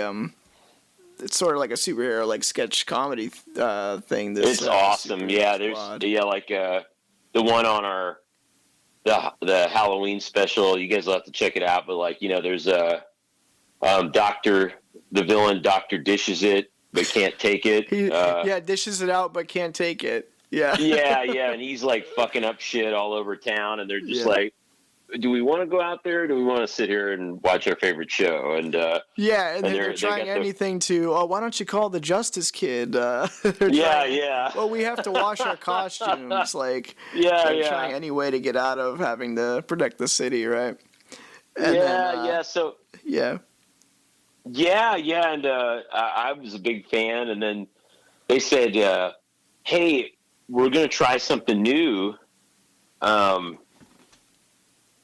And we wrote a character. He's a villain. And we wanted to know if you'd like to do it. It's his name is Spotlight Shyster. And he's German. And he needs a German accent. And what happens is there's villains that are actually committing crimes, but what he does is he just steals the spotlight. He steals the recognition for it. I was like, I'm in. Let's do it. So, and they're doing these animated, stop motion animated. And what they did was they took us and they took our photo and they sent it off, and they made action figures of us and in the full superhero regalia and. Yeah, I saw that action figure of you, and I didn't know what it was at first. I'm like, Keg really is getting big. He has his own action figure now. yeah, I was blown away by which needs to have, not only the kung fu grip, but it has to have like 5 different phrases they can say, and one of them has to be "do it." Do it. Yeah. How do we turn him off? He just keeps saying, do it. Yeah, which is the automated one that does the bot bop when you That'd be great. Yeah. Remember that robot that danced, that Christmas gift a few years ago? Nice. No. Oh, man. That'd be the Goth Robot 2.0 action figure that goes with the Keg doll. That would be awesome. Oh, we got to make that happen. It would be a great stocking stuffer. The talking Keg and the dancing Goth Robot. Yeah, we should plug Goth Robot 2.0 on Instagram, and of course great videos on TikTok recently too. So yes, he's been killing it on TikTok. YouTube, Proud of him. Mm-hmm. But Super Squad will be coming. Mm-hmm. It's in production. We did some promos for it, and I'm excited to see it too. We had so much fun filming it too. I had Chris laughing pretty good. I worked with a dialect coach because I wanted it to sound somewhat. I wanted it to sound realistic. I didn't want to mail it in, and I think learning an accent is fun. Like I love Michael Caine. Mm-hmm. And I read his book, and he said he can learn any accent in 3 days. Wow, holy that's when you realize, like, I think you've taken a few acting classes and things like that, right? Yes. Like, it's really impressive, those people who are just, like, born to do it, right? That really, like, transform when they can just learn that shit, and they just, like, transform. Yeah, it's crazy. Michael Caine. Yeah. But Lawrence was a big fan of the band Madness, and when I first saw his video work, like when he was really young, I mean, he made just for the hell of it, he would make music videos to like popular songs that he just liked and get his all friends together and stuff. And so he made like a Michael Caine. There's the Madness song, I think, Michael Caine, and he made, Oh he made a video. Yeah, you should ask. I don't know if those videos could be around, but I remember finding, because my uncle was friends with Lawrence first and stuff, and he was into like fitness and everything. I remember like there'd be like these dusty VHS tapes in our garage when I was staying with my grandmother and stuff. I'd be like, what are these? And I put them in, and it's like Michael Caine, just these different music videos that Lawrence had made just for the heck of it. Wow. And could never go anywhere, but it was like really detailed. You know, he'd be like in costumes and makeup and stuff. Him and his friends. Wow. Yeah. Wow. Yeah, I gotta see those. Yeah. But he's had all these different characters he did. He used to have another kind of superhero character called the 11th Hour, where, I don't know, in the Michael Caine video, I'm trying to think, I have a vague recollection of him sort of dressed up as kind of like the Invisible Man or something, like wrapped up in like bandages or hat and glasses. Oh. And really cool costumes and stuff. Mm-hmm. Yeah. He's so creative. Yeah, definitely. Yeah, so the Super Squad, it's going to be, you said, so it's going to be maybe like stop motion action figures, right? Yeah, that's the direction they're going to go for a while. I know that they want to do some more live action, but I think that this is really vibing. If you check out Nush Media Productions, mm-hmm. they have some promos on there. They did one with Raymond Walker. He plays Thunder Plunderer. And he's got a super-powered bike. That's his power, motorcycle, and it turned out really nice. And the characters are really fun, and the dialogue's fun, and the visuals are. It's great. I'm really pumped to be a part of it. Can't wait for it to come out. That's so cool. That shows like a lot of dedication to have the faces like scanned onto the figures. That must be like a budget to have that. That sounds pretty involved. I don't know, maybe. Yeah, and he was telling me about making the lips on the action figure match the words. He's very he wants it to be really good, and I don't know what he's doing in post right now. He's probably grinding away on it as we speak. Right, but I know it's going to be awesome. That's so cool. Well, I love. If you look at the Mm-hmm. Oh, me too. And yeah. I was just going to say, if you look at Thunder Plunderer's video, he's riding his motorcycle and there's smoke, but it's animation. So he figured out a way to have smoke coming from the wheels. That's really cool. Wow. That's awesome. Yeah. That's so cool. Yeah. I'm trying to think what else is, I mean, like that genre is like so huge now. Like I think that's going to have its own audience. Is right. Yeah. Something like that. It's so cool. I hope so, yeah. The fact that they have their own figures ready to go. Maybe they could have the toy line. Because, like, I know in, like, fandoms, like, custom action figures are its own thing. You'll have, like, people will be cutting off the head of the German character and making a Lone Ranger of Rock figure. And incidentally, they kind of gave you, like, a Lone Ranger, like a true Lone Ranger mask for the costume. So I thought that's kind of cool. Yeah, that's awesome. I hope so. I was saying that too. I was like, I hope we get some action figures going with this too. Like, that would be so cool. Everyone still like wants to be an action figure is the ultimate goal of this. Yeah, right. Is there a podcasting action figure that we can get? Hell yeah. Yeah. Absolutely, Michael. Radio was always really fucking cool to me. I always thought it was a sexy thing, you know, and the other thing we forgot to mention is. Yeah, I don't know like where in the timeline this is, but you did your own radio show, I think, Shitface Radio, right? Yeah. Nothing like yours. Mm-hmm. This is very special. What was it? Yeah. Yeah, so this was let's see, maybe like 10, 12 years ago. I feel like all my stories, I'm like, a long time ago, I actually did shit. Yeah. But there was like, I I really like Sammy Hagar. Yeah. And I like what he did with the Cabo Wabo brand. Mm-hmm. And a little backstory in case anyone isn't familiar with it. So Sammy Hagar went to Cabo in the 80s to get away, and he said it was just a small fishing town, and you could ride a 4-wheeler around there, and he'd just do that to go relax after tour. But nobody would recognize him, or maybe no one would recognize him exactly. And he said one night or one day, this guy was walking home from the bar, or walking home, and he was having trouble walking, and he was trying to keep his balance. And Sammy Hagar said, "What? I think you call that the Cabo Wabo. I think that's what you call that." And then he said, like as a fun project, he likes tequila, and he said, "I'm going to make the best tequila." And he started finding sources in Mexico, and he started linking up with people. And he said he just dumped a ton of money into this thing, like trying to find the best tequila. And he'd have a batch, and it tastes like shit. And and he said he didn't care because he had rock star money. He had the money to play with to do this. Yeah. And he got this recipe, and he's like, "That's the one."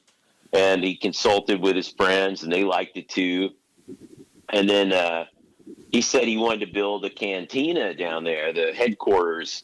And he said when he did it, when he looked at the blueprints, he didn't know it was in metric. So he was like, okay, this looks good. And then like the thing's 3 times bigger than what he thought it was going to be. And then, so like when people use the expression a metric fuck ton of right, maybe that's where it came from. Right. But he just promoted this tequila. It was his tequila. He liked it, and you could tell he wasn't faking it. Right. It's like, I like this tequila. This is my tequila. And like when they opened it, he cut the band in. He cut Van Halen in. Equal partners in that, and then he said later it started costing more. It was losing money, and he bought their shares back because he's like, this is my baby. Well, 20 years later, 2008, Sammy Hagar sells Cabo Wabo to a huge spirits brand for $80 million. Oh my God! Yeah, the rich get richer, right? Like, yeah, and I mean that's 20. Would you do 20 years of work for 80 mil? But he had a radio show, and it was called Cabo Wabo Radio. Yeah, and I like Jimmy Buffett has the Margarita Radio Margaritaville, and I always thought that was really cool. Like Steve Jones from the Sex Pistols, right? Jonesy's Jukebox, and you'd hear some cool stuff, and it was like in the key of this fan base and this culture, and I always liked it. So. One night, my dad and I, we came up. Oh, we went to Oktoberfest. And, I feel like that's a story. It was in Seattle though, but we came up with this idea of I don't know who came up with it. I think he did, but we should have a clothing line called Team Shitfaced. And it was our little fun project, and we screened shirts, and that was the thing. A lot of people that came to keg shows had these Team Shitface shirts on, and they were selling really hot in Germany, FYI, and in Europe. Everyone, it was big in Japan, right? It was big in Japan, and then. Yeah, and then Shit-Faced Radio came from that, and that was me. I was like, it was me just going at my shows. I'd bring a tape recorder, and I'd interview people at the shows, and I just like, I wanted to give like I just wanted to, show off what we were doing at the keg shows and all of our friends and everything, and then we'd play some songs, play some of our favorite songs. Are you still there? Yeah. Yeah. Okay, cool. Yeah, and awesome.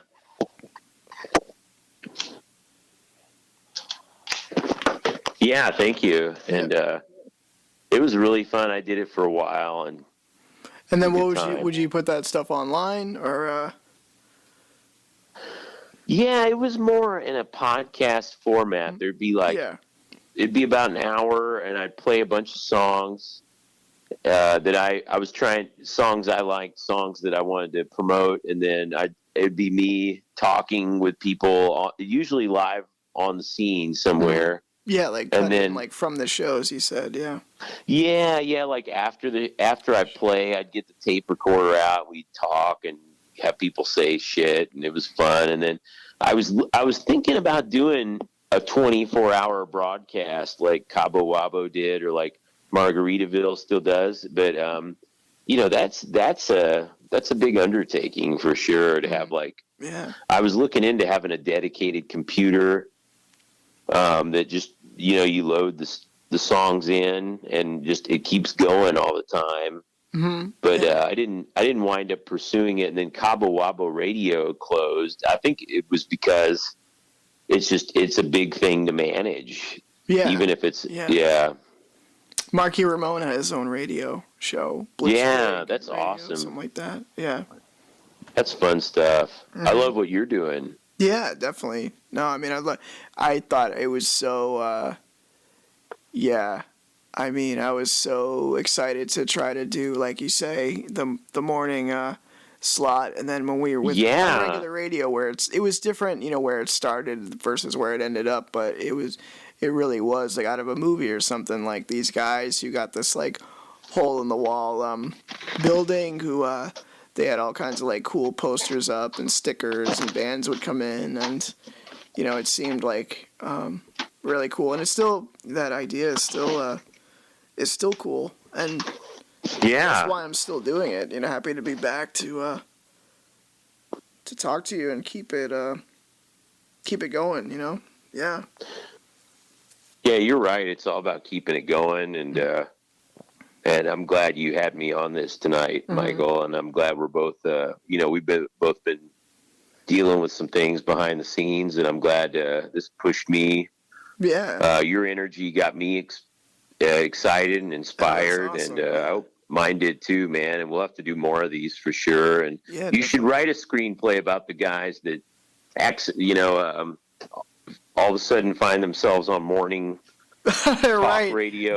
The night owls who become morning drive time guys. Definitely. Yeah.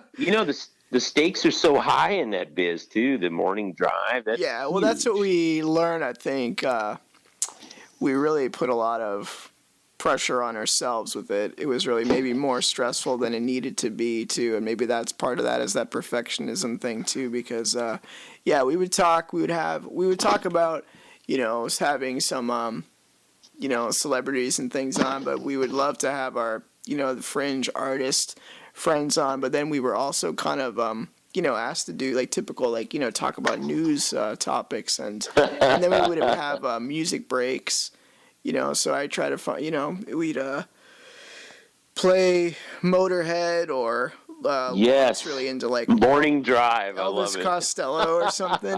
Like play some Rob Wake Zombie. Up, fuckers. Yeah, definitely. And then some local stuff. I think we we could have played some more local things too, but it was really and it was streamed out live, and inspiration for this, to do this one more or less live, live to tape, I guess, but it was really cool. I had this fucking job like in high school, and I was a dishwasher, and I left, and it wasn't far away from me, but I'd have to start at like 4 or 5 or something. And for some reason, every time I had this little Fiero, and it just had a tape deck, and I didn't have any tapes. And all I could do was listen to the radio. And like, I always caught it, like every time I commute, I wanted to just hear some songs. I wanted to hear some jams, get me going, Yeah.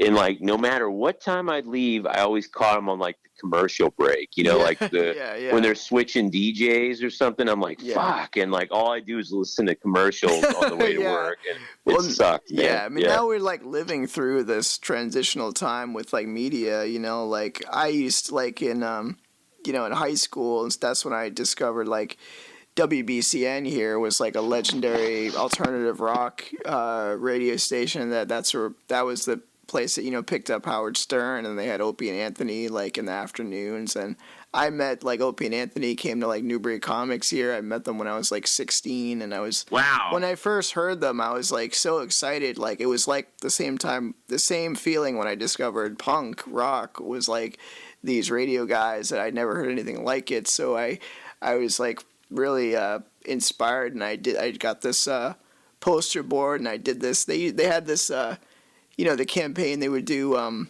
the WOW campaign, like Whip 'em Out Wednesday, where they would try to get like women were supposed to flash you on your commute home. Hey, there we go. That would have been more fun than commercial. Yeah, exactly. Commute Wednesday. So people would make signs that would say, wow, like WOW. So I did. I got this poster board, and like they were actually in one of the WWF wrestling magazines. They had an article. I remember, and it was funny because I remember them talking about like despising the idea of like having their face on shit. Like the radio station they had a billboard where they had their like faces on it, and but I made a sign where I cut out like their faces and stuck it on the two opposite sides, and did like a graffiti thing of the WOW, and put all these little cutouts, like a collage thing of stuff relevant to the show, and did all kinds of art on it. And then I brought it to them to sign it, and they signed it. And Opie was cool. He was like, "Oh, let me check it out for a second." And then Anthony, we figured, was probably like hungover or something, but I have their autographs on it. And I was too shy to I should have got a picture with them, because now a couple years ago they had like a big falling out, and they both do podcasts now. To varying success. Yeah. So that it's sad because that BCN here is gone.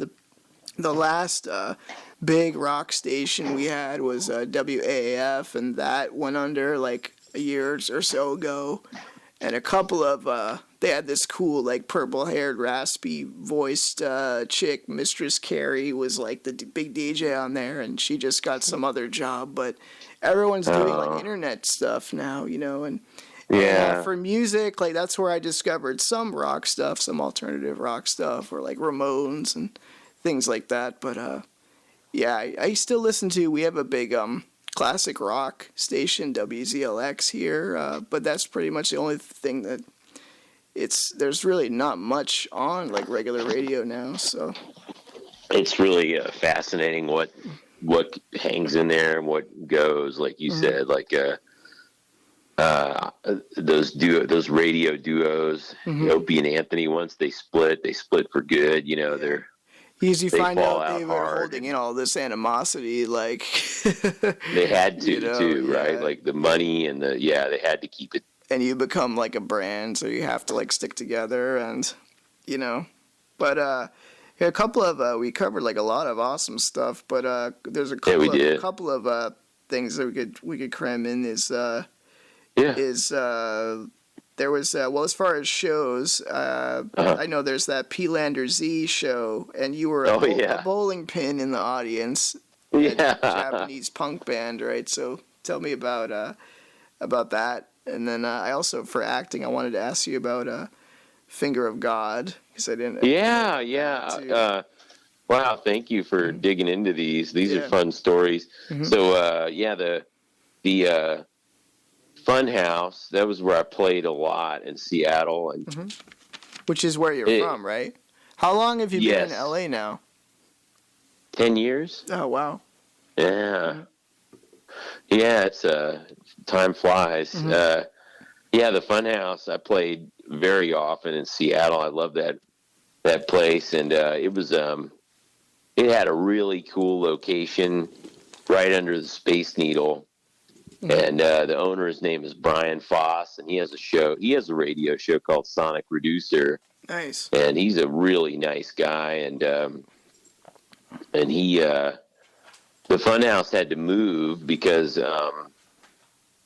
the property was worth too much. So the property owner was like, "Why do we have this club here? Let's build a high rise." And that's unfortunately what happened. But like, Brian Foss is very, very persistent. He perseveres, and he I remember when that happened, and they had to go. He said, "I'm not going to shave till we get a new spot for the Funhouse." And he had this big beard, and he worked out a deal with Dana Sims from El Corazon. So their Funhouse is part. They share the building. It's really cool. So they're both wonderful guys. And but Brian Foss, he started booking me over there, and like my first show ever playing there, I opened for Dolomite, Rudy Ray Moore. Yeah, so no, Dolomite. Yeah, the actual. I remember. You got to check out. I don't know if Lawrence has told you about, but he introduced me to the Red Letter Media channel on YouTube, where they do. Wow. They do a show called Best of the Worst, and I think Rudy Ray Moore had some classic, some classic acting chops in some B movies or like some blaxploitation movies too. Did you see Dolomite Is My Name with Eddie Murphy? I didn't see that yet, but I think it's they reviewed. Great. Yeah, I gotta see that. So yeah, it's what great. music did he do again? He did stand up. Oh yeah, and he was really funny. And but you were asking, so Brian Foss, he booked me on a lot of really fun shows, but he said, you want to open for a Power Ranger punk rock band from Tokyo. Okay, that's awesome. Because I also love P-Lander Z.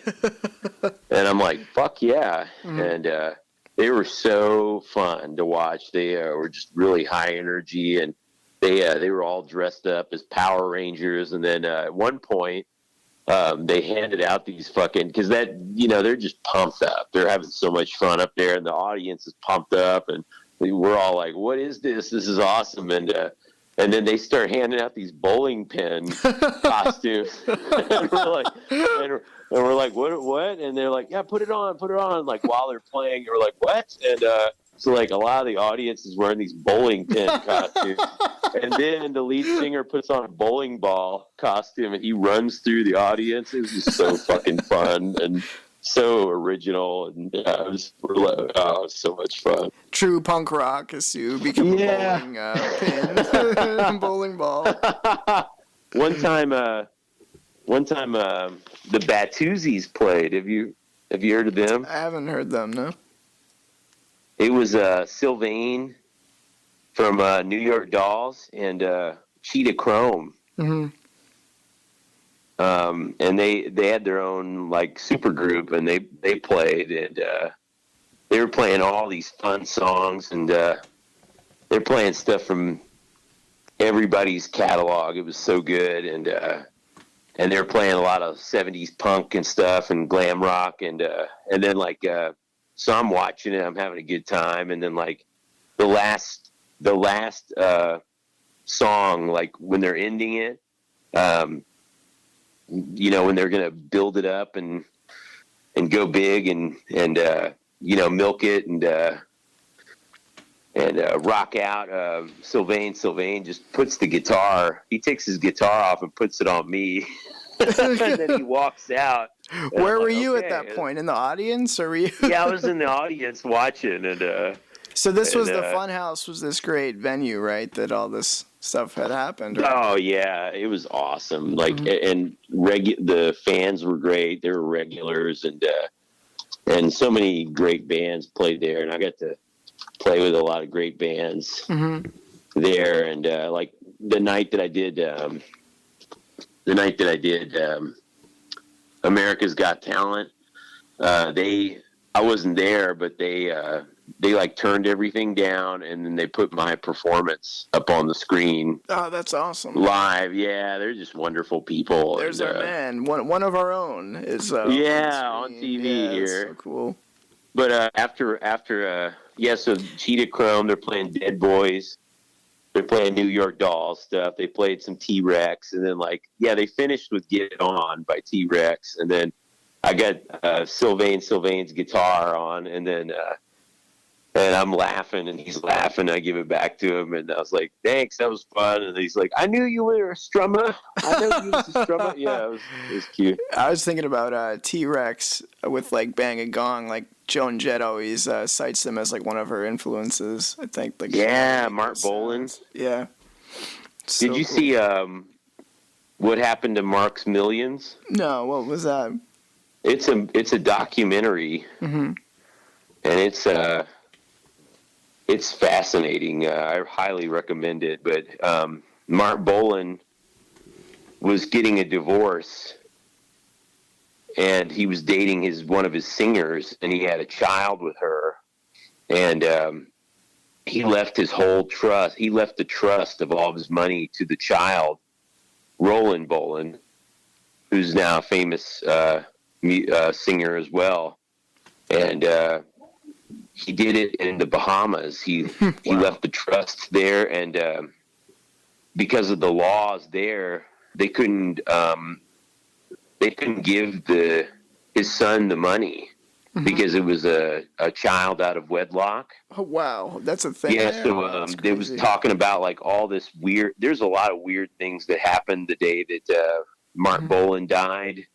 Like the lug nuts on his car weren't wrenched down really tight, Mm-hmm. and then his house got looted soon after that, and they go into that, and then they also go into this fight that the kid and the mom had to have to get this money. There's millions, tens of millions of dollars collecting interest in this trust fund intended for the kid, and they couldn't get it out for years, Wow. like a decade. Yeah, and they finally got it out, but it's a really interesting tale. Wow. That's awesome. Yeah. That's crazy. So many Yeah, people, Mark like, Bolan is amazing. Yeah. rock and roll stories. Yeah. That's awesome. Yeah. Yeah, so the one other thing with yeah. acting I wanted to hit on is sir. what you did on. I did never heard of Finger of God. Was that something else that you got to? Yeah, when I was on America's Got Talent, you meet all these interesting people, but he was working that day. I think he might have been a PA or a assistant AD, or but he was on the show, and his name was Sam, and yeah, we hit it off, and he's like, I got this role, I've got this script I'm working on, I do this show, and I'm like, cool, and he's like, I got a part for you. Nice. And I'm like, I'm in, let's go. And the part is called, guess it, Mike, Butt Rock Johnny. Of course. Butt rock, like, yeah, I didn't really have to. I think worry Nickelback about- was the butt rock genre. I think. That's what I heard, where it's like the way they sing, it's like you're really clenching your butt. I think that was an Opie and Anthony thing or a Howard Stern thing. Oh, he's one of the butt rock guys, like He's one of the butt rock guys, yeah. or where like that the came rock from. band Saliva, like that's another I would Oh, listen yeah. to, where they really like hoo-ah, like they're really clenching as they rock out,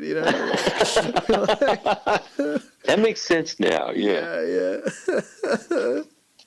So what does Butt Rock Johnny do? It was a really funny episode. There's he's from Renton, Washington, and in the show, he has to go to Kent, Washington, which is like the neighboring city, and it's a rivalry. And he's talking about how he has to go in there.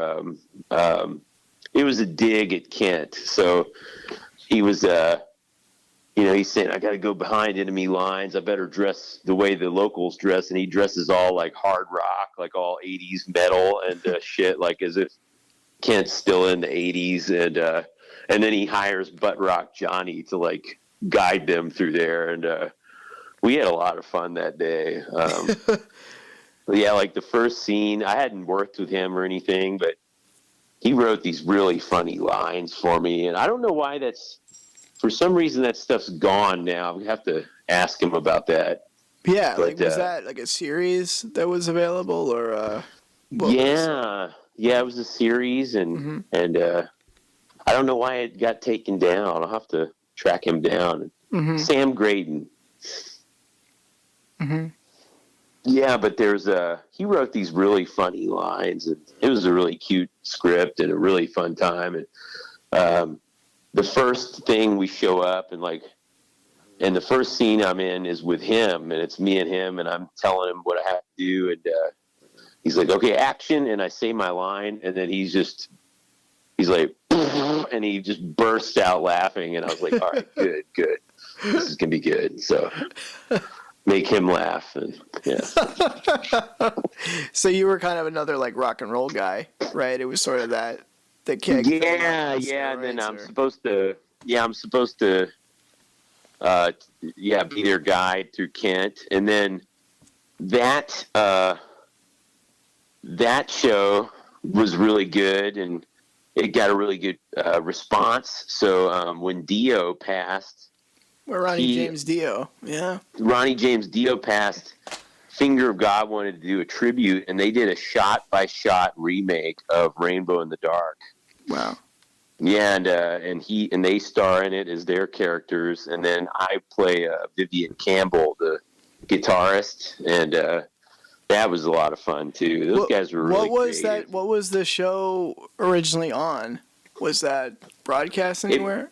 It might have just been web. Mm-hmm. Yeah. I wonder what happened to him. Track it down. That's cool. Yeah. Mm-hmm. We can get our sleuths to track him down. Any listeners who are still, with us. I feel like we'll have to have you on again, man, because I feel like there's so many great like rock and roll stories and different things that we could go on about. It's so good. I want to get those.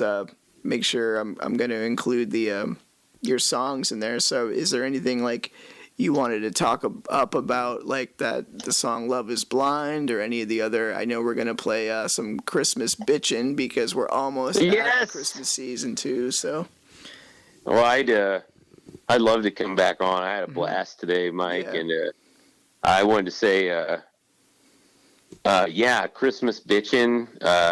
'Tis the season. It's that time again. And, I always wanted to do a Christmas song. And, but I wanted it to be kind of there's shit that happens during the holidays that everyone has to go through. Mm-hmm.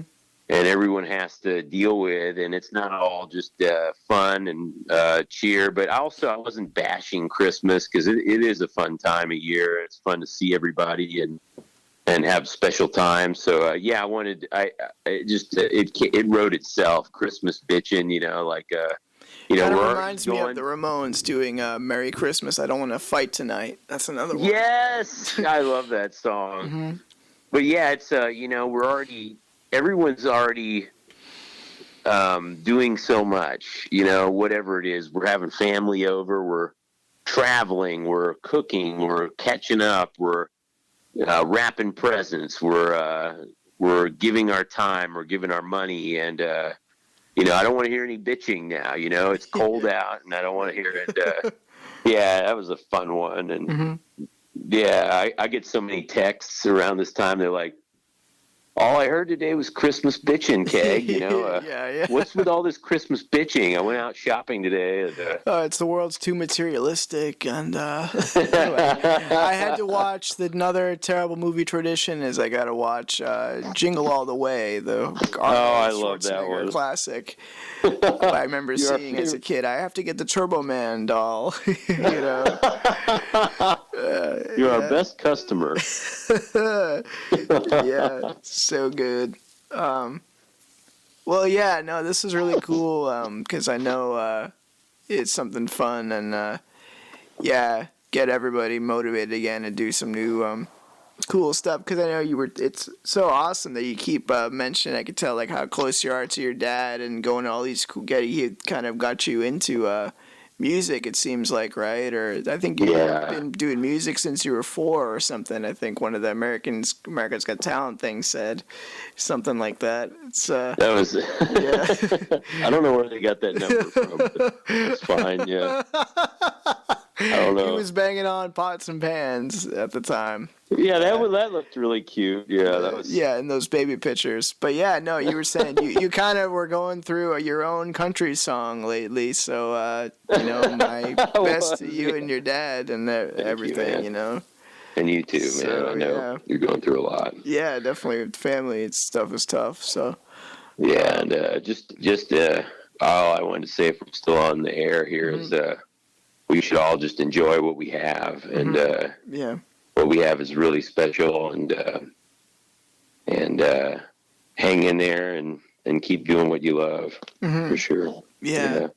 Being close to parents and friends, and keep doing our part to put creative stuff out and Yes. document it with the voice or the vision that we've done Yes. here. Music and Yes. video, or Yes. or the dulcet tones of our meandering voices at this time. So Yeah. yeah. So Well, this flew by too. I had so much fun with you today. Thank you. it's so cool, man. It's fucking, playing something else too. And I love that, man. Yeah. I had a blast, and I have to say I'm disappointed there was no British guy yelling at me today. oh yeah, usually right. Piers Morgan, he Yeah, what the shit fuck, on you, Mike? or And then or I didn't get Gordon fired Ramsay. on my first episode, so you got to Yeah, work that's harder right. on that. We didn't X you out yet, right? That's so funny. Yeah. Is there anything else you want to? You've anything else you want to hit on that we didn't that you can think of that we didn't hit on as far as the Keg story, the Lone Ranger? There was a little close. I don't know if you want this now, but there's a little closure to that America's Got Talent thing. Okay. But Sure. I don't know if you want that now or if you. Yeah, we can. Let's do it, and then we. Yeah. Well, so at the end of all that, at the end of that run of that promo, after touring and being on other shows, I get a call from our man Nigel at America's Got Talent. There's a PS I'm to the like- story, yeah. And I'm like, hey, and he's like, hey, how are you? And That's I'm for the like, guy "I'm who great." approached you about it, right? Yeah. Yeah, and he's a nice guy, and he said, how are you? How have you been well? And I'm like, I'm doing great. I've been so busy. And he's like, that's fantastic. And he's like, I'm so happy for you. And I said, yeah, thanks again. This was fun, and really appreciate being on the show. And he said, well, I called because you were one of the fan favorites this year. And we wanted to see if you'd like to come down to LA and be part of the Audition All-Stars on the finale. Mm-hmm. And I'm like, yeah, I'm in. So that was really fun. That was a flight to LA, stay in a first-class hotel. Nice. Right on the edge of Beverly Hills, right by CBS Studios. Got paid Wow, that's that week. why did they say Union they paid rates. you for that one? That's interesting. They paid, and then got to rehearse. We got a week to rehearse our little 3-minute number. Mm-hmm. And, Yeah, it was like I watched that clip. It's like a group thing. What were you guys singing? Like "Hooray for Hollywood" or some shit? Like Ain't what? no stopping us now. Oh, Yeah. Ain't no stopping us now. Yeah, yeah. Yeah, but it was fun seeing everybody and get paid to hang out in LA. And then we did the show, and even the finalists wanted to come chat, and they were really nice. We were all hanging out together, and we filmed it early for the East Coast live. Oh wow. Okay. Cool. And I got to bring my dad and bring some friends, and then yeah, I think it was Shakira headlined it too. It was a big awesome. deal. Wow. And then but we filmed it for East Coast, and then we went back to the hotel, went to the pool, and were able to watch it on the West Coast time at the pool in LA. And Wow, that was like Hollywood moment, right? it was so fun. For the Yeah, book. we're all we're just glowing from that, and then we get royalties from that too anytime that Wow, that's finale awesome. airs. Yeah, so it's a little something, but it was a cute ending to all that. So Wow. So how long does Yeah. that? How long does it? Anytime that's in like reruns or something, do they rerun that show a lot? Like, yeah, every once in a while I'll get a check and they'll say like it played in Vietnam today. Wow, wow. Oh, and and I almost forgot the funniest part is Nick Cannon. After we finished our set, they did a nice little thing where we got to hang out on stage for a minute. Oh yeah, I saw you were kind of like getting close to him or something, right? Like there was Yeah, and after the show, I gave him a "Don't Get in the Van with Keg" shirt, Yeah, that's awesome. and he laughed his ass off. Yeah, He's another guy who does like a million showbiz things. I think he has, and now he has a million kids, right? Oh my God, yeah. Good thing he did all those TV gigs. He could pay for all that, right? Yeah. I think he does Good a for radio him. show too. And I like that Wild and Out show, like the improv show they had. Yeah, that'd be really cool. All right, man. KEGRocks.com, right? KEGRocks.com. Yes. And any so want to plug the social media stuff or anything else? Yeah, Keg Rocks or Chris Kegley. Real Chris Kegley, KRIS. KEGLEY. Yeah, thank you, Michael. I had a blast today. Yeah, that's awesome. Thank you for listening. Yeah, I appreciate it. You guys rock. Yeah, keep rocking, man. Keep rocking. Keep on rocking. So we're gonna check out the Love Is Blind is the newest thing, right? Love Is Blind is like my first years in LA, just being in a new town and dating in a new town and all the adventures that come with that. Self-biographical. Yeah. So, Well, it talks about being on the road to fame, and then this, this or that happened, right? True story, yep. Yeah. The True Hollywood, the true story. Beginning with that stripper, the whipping out the tits story. Oh, yeah. And then it was we'll dive into more of those stories next time. Yeah. The general rock and roll stuff. That's what people love. People love those like rock and roll biographies or documentaries. You know, the Dirt with Motley Crue, right? Yes. Watch that on Netflix. I'll have to, but yeah. Oh my God, I can only imagine like with those dudes. Yeah. Wow. Yeah. All right, and all those songs that you have are on like Spotify and a bunch of different platforms, right? Yes. Yeah, they should be almost everywhere. All right. Fine. Yeah. All right, cool, man. So I'll wrap up here and we'll get those songs on and that'll be awesome. And yeah, we could have you on again and maybe get Lawrence or get Goth Robot 2.0 on or see. Yeah, thanks, Michael. I had a blast. Sure. That's so cool. Love to do another one. Sure. Let me know when this airs, too. I can help promote it. Yeah, definitely. For sure, man. Yeah, I'll try to do it soon. So, all right. Yeah. Hope there's something in there. Yeah, no, I think it was good. as he hit, it's the 4-hour mark. I hope there's something in there. That'd be funny if you release it. It's like a 10-minute thing, and you're like, it's like the America's Got Talent. Yeah, man. Well, thanks for staying up with me and Michael O'Toole's After Dark. That's right. Oh, we should have compared it to the other one that's great. Is Nights with Alice Cooper. They used to play his show on ZLX, the classic rock station, where he hosts it's clearly like pre-recorded, bits. He probably stops in between a tour and records like a month's worth of it. But it's really, he's like witty and picks out the has the music. Plays I gotta check that out. Yeah, and it's always like he always holds on the S of Nights, so he sounds really cool. Like you're listening to Nights with Alice Cooper. Oh, I love him. He's so cool. And he was great. Sounds like such a great guy Wayne's too. World. Let's hang out with Alice Cooper. So yeah. And then the second one was, the Aerosmith. The following the Indian guy to Jim Morrison. Seeing his ass all the time. And then the legendary roadie, Gil. I had to beat them to death with their own shoes. Yeah.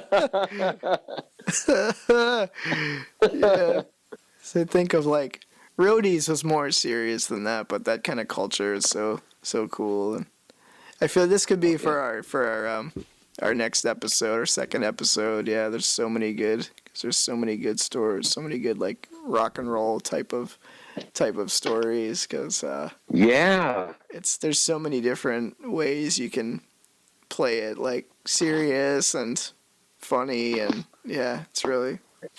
It just comes with the territory too, like you said. So I feel like the whole the KEG act really embraced all that kind of stuff, Yeah, and I love that too. I've had some wild stories. Like and that's probably nothing compared to the bands we know and love. Like, Right. yeah, but I feel like I've done I put a dent in it, so I've done my part. Yeah, Yeah. I feel like that's my duty. Yeah, to adhere to the lifestyle of the Yeah, That's there has to be awesome. some stories. Yeah, All right, well we'll get to those in the next one. That's so cool. that'd be fun. So, A lot of guys that we worked with, Lawrence and I have worked with, worked on Wayne's World too, and they did Oh, that's Wayne stock. awesome. That's one Yeah, of they my did all the favorite. lighting and stuff for it, and That's so cool. 'Cause yeah, he's told me stuff. Oh, I met the guy who was like the fight choreographer on Batman Forever or something. It's wow. one of our favorite things. But Wayne's World 2, it's a weird, it's like a rights thing. It's so weird because like obviously the first one is like the classic one, but I can only find the second one on streaming, so it's weird. Yeah. The Roadies. Because Penelope Spheris, I mean, she directed like Decline of Western Civilization. Oh, which is she's great. Classic like rock and roll documentaries. Like yeah. And she talked about, I guess, she was originally one of the first like music video like boutique production houses in LA or something. So cool. Yeah, she did some great videos. Mm-hmm. Roadies, they made that day we were filming, like they had a soundboard and they had the stage and they had the band playing and stuff, but like they're not actually playing. So, but they made them plug everything in just like they were, so people would be like, oh yeah, that looks real. So yeah, really interesting. Yeah. That's cool. Yeah. Well, shit, man, I won't keep you up so late here. That's why they loved Penelope's, like she made, like famously, she butted heads with Mike Myers, and she was the one who said, the famous, like, the Bohemian Rhapsody scene where they're, like, headbanging in the car, and he didn't understand it, or they didn't understand it, and she was like, you gotta do this, this is a thing, like, it's so cool. Wow, she pushed for that scene? I think so, yeah. Like, wow. He was complaining his neck was hurting or whatever, and he was really pushing for it, right? So cool. I wonder how long. I bet they filmed that thing for like 12 hours. That probably was the reason why, right? Because, like, from our experience, it's like a whole 12 hours for one or two shots. So. You know what I liked about Wayne's World too is like the multiple endings. Yeah. That was so fucking funny. That's awesome to kind of like ending, fuck with, because in the screenwriting class, I always saying the power of your opening image and your closing image and the poetry of it, and and the fucking cavity searches for everyone. Rob Lowe's coming in there like walking funky and shit. I inspected both individuals inside and out. That's what we'll have to do with the keg episode of the podcast. Is there's multiple endings to it. There's multiple. Yeah. I could probably, if I have to, like, I could probably cut like 2 episodes out of it too. Yeah, whatever you want, man, and I'm happy. I'm flattered that you had me on this today, and like whatever you want, as little or as much as you want. So I was trying to give you some gold. Yeah, no. I was trying to give you everything I got there. So yeah, that's your showmanship. That's your philosophy, your work ethic as a showman. Thank you. Yeah, sure. Well, in the meantime, we'll keep listening to the music and.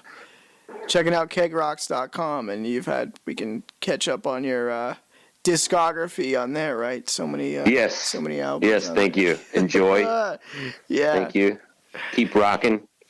Is there a particular, what's the latest album, or do people listen to albums anymore? There's singles, hit singles, right? What's the next the next one, right? Yeah. So when I my comeback, I was trying to think of something fun to call it, and instead, people will say like, oh, they're heating up, or they're they're on fire, or they're So I thought it'd be funnier to call it Thawed Out, because that's really how I felt last year. Like I felt like I was finally thawed out, and I was I was coming back, and also I like the double meaning, like, is it thought out or is it thought out? Oh and, yeah, thought out. Yeah. Yeah, so I did that, and then this year, these songs, or this song was, I call it "Where the Money Is." I just like that. I like that phrase, and I like that movie, and yeah, I like the idea of, like, yeah, this is where the money is, and I wanted it to be hopefully lucrative too. So, but definitely, I got some more songs being developed right now, and hope to. As far as that, like, I wanted to ask you, the last thing, I guess, is like that idea of, I don't know if you want to talk about, that's kind of an interesting idea. Is like you were saying, like, a couple of times you said, oh, you'd have, the run-ins with, these rock stars and stuff, and you'd be like, oh, I don't know if they know I'm the same guy, or I don't know if they know who I am anymore. Like, is it because you had like that hiatus, or like maybe like a cooling off, and then you coming back into the scene and stuff? Like, was that like exactly? Yeah, and people change ways of communicating too. Like my old phone. And then I kind of, I could have done better at keeping in touch with everybody too. And I kind of I took a big break from all this stuff for a while. I was just dealing with current or pressing matters, just moving, getting out of a relationship, ending a relationship, getting out of a relationship, moving, debt, the Great Recession, the change in careers, starting all over again, and then just looking in the mirror too, and like I had been doing KEG hard for close to 10 years, and looking at my results and looking at what I put into it, and looking at it critically too, saying, is this the route I want to go, or what do I want to change? What do I want to keep? And I wouldn't recommend going away either. I think it's good to keep it going in some way or another. I wouldn't just stop, because it is tough to come back, and it is tough to get the momentum going again. You get this momentum going, and you can keep that rolling. Yeah. Well, I think it's really cool to connect with you, and like I've seen like our buddy Lawrence Holly has a talent to really try to rouse other creative types, and if it gets you inspired and stuff, and like Goth Robot stuff, and it's cool to see a new kind of version of KEG, coming around. I think it's cool. That's awesome. Yeah. And my hat's off to Lawrence, and he is consistent, and he practices what he preaches too. He's very consistent, and he drills that with me too. He's like, they're gonna forget if you don't keep reminding them, and that's something I'm working on too. Yeah, and it's very important. I think that's a good lesson for everybody listening tonight. Like, keep putting it out there. Make time for your art, and like you're doing today. Yeah, definitely. Sooner than later, because time just flies by. Yeah, like why not you to record something, put it out there. It really was like something special. I think when like kind of the Goth Robot 2 coming out of the film work, the Real Groovy Films work, and the original Goth Robot that we saw. And then if that inspired you to do the music, and then inspired Lawrence to do the Bot Bop music video, and that inspired me. I got back into drawing and painting during the lockdown, and that inspired me to do my Goth Robot 2 cartoon with the KEG, the skull, the sugar skull, spouting the do it phrase and stuff, and then I made a little video about it. So that was cool. Yeah, no, I think it's the way to go, man. So that's what we try to do here on Experimentally Ill. Yes. So with that, I think we're good, man. I think this was good. Thank you, Michael. And Yeah. Check us out, experimentallyill.com. Check us out. All remastered classic episodes are going up on anchor.fm/experimentallyIll. And you can get it on Spotify, Apple Podcasts, Stitcher, a bunch of different platforms now. So it's really exciting. Yeah. Follow me for art and my adventures in filmmaking, screenwriting, Michael P. O'Toole on Instagram and Mike O'Toole on Facebook and Twitter and stuff. I was trying to stay connected and keep creating. Yeah, I think it's awesome. Yeah, Keg Rocks. What a host. What a host. What a show. Yeah. Thank you, Michael. Thank you for having me on this. All right, man. So we're just gonna check out those Keg tunes, right? I'm excited. Yeah, I'm really. I hope you like them. Sure. All right, man. Hope you like them. Yeah. Do it. Do it. You can do a little Wolfman Jack thing on there too, like do it, like in an echo. Is that what he did? Was there an effect? Didn't he put an echo on some of his stuff? I don't know. That's he was on. He acted in some stuff too. Right? American Graffiti. Yeah. Yeah. I was just gonna say it's really cool shit. Like you said, inspiring each other. That's cool. Yeah. It's like I couldn't help it. So yeah, I hope there'll be more and. Shit, yeah, there's gonna be more. Yeah. All right. Fuck yeah, there's gonna be more. Mm-hmm. Yeah. All right. Yeah, have a good night. All right, good night, man. That was Keg. Check him out, kegrocks.com. And I always say, I've been saying, where there is an ill, there is a way. So be part of the experiment. Go to experimentallyill.com. Check out all of our shows, over 100 episodes. November 19th, 2021. It's me, Michael Phelan O'Toole. Do it.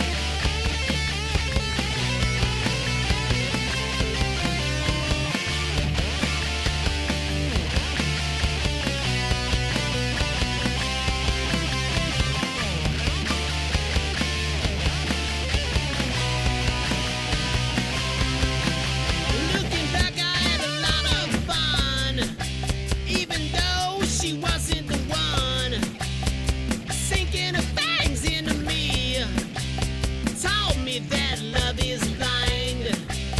The thing that I couldn't see was this girl wasn't good for me. I was wild and young and dumb and free. Should've known that love is blind. She's the gift you get, you wanna give back. Can't get her out of my mind. She's a bitch, her lips on my neck taught me that love is blind. Love is blind.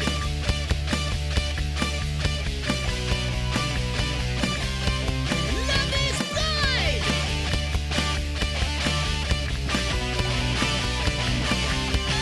Love is blind.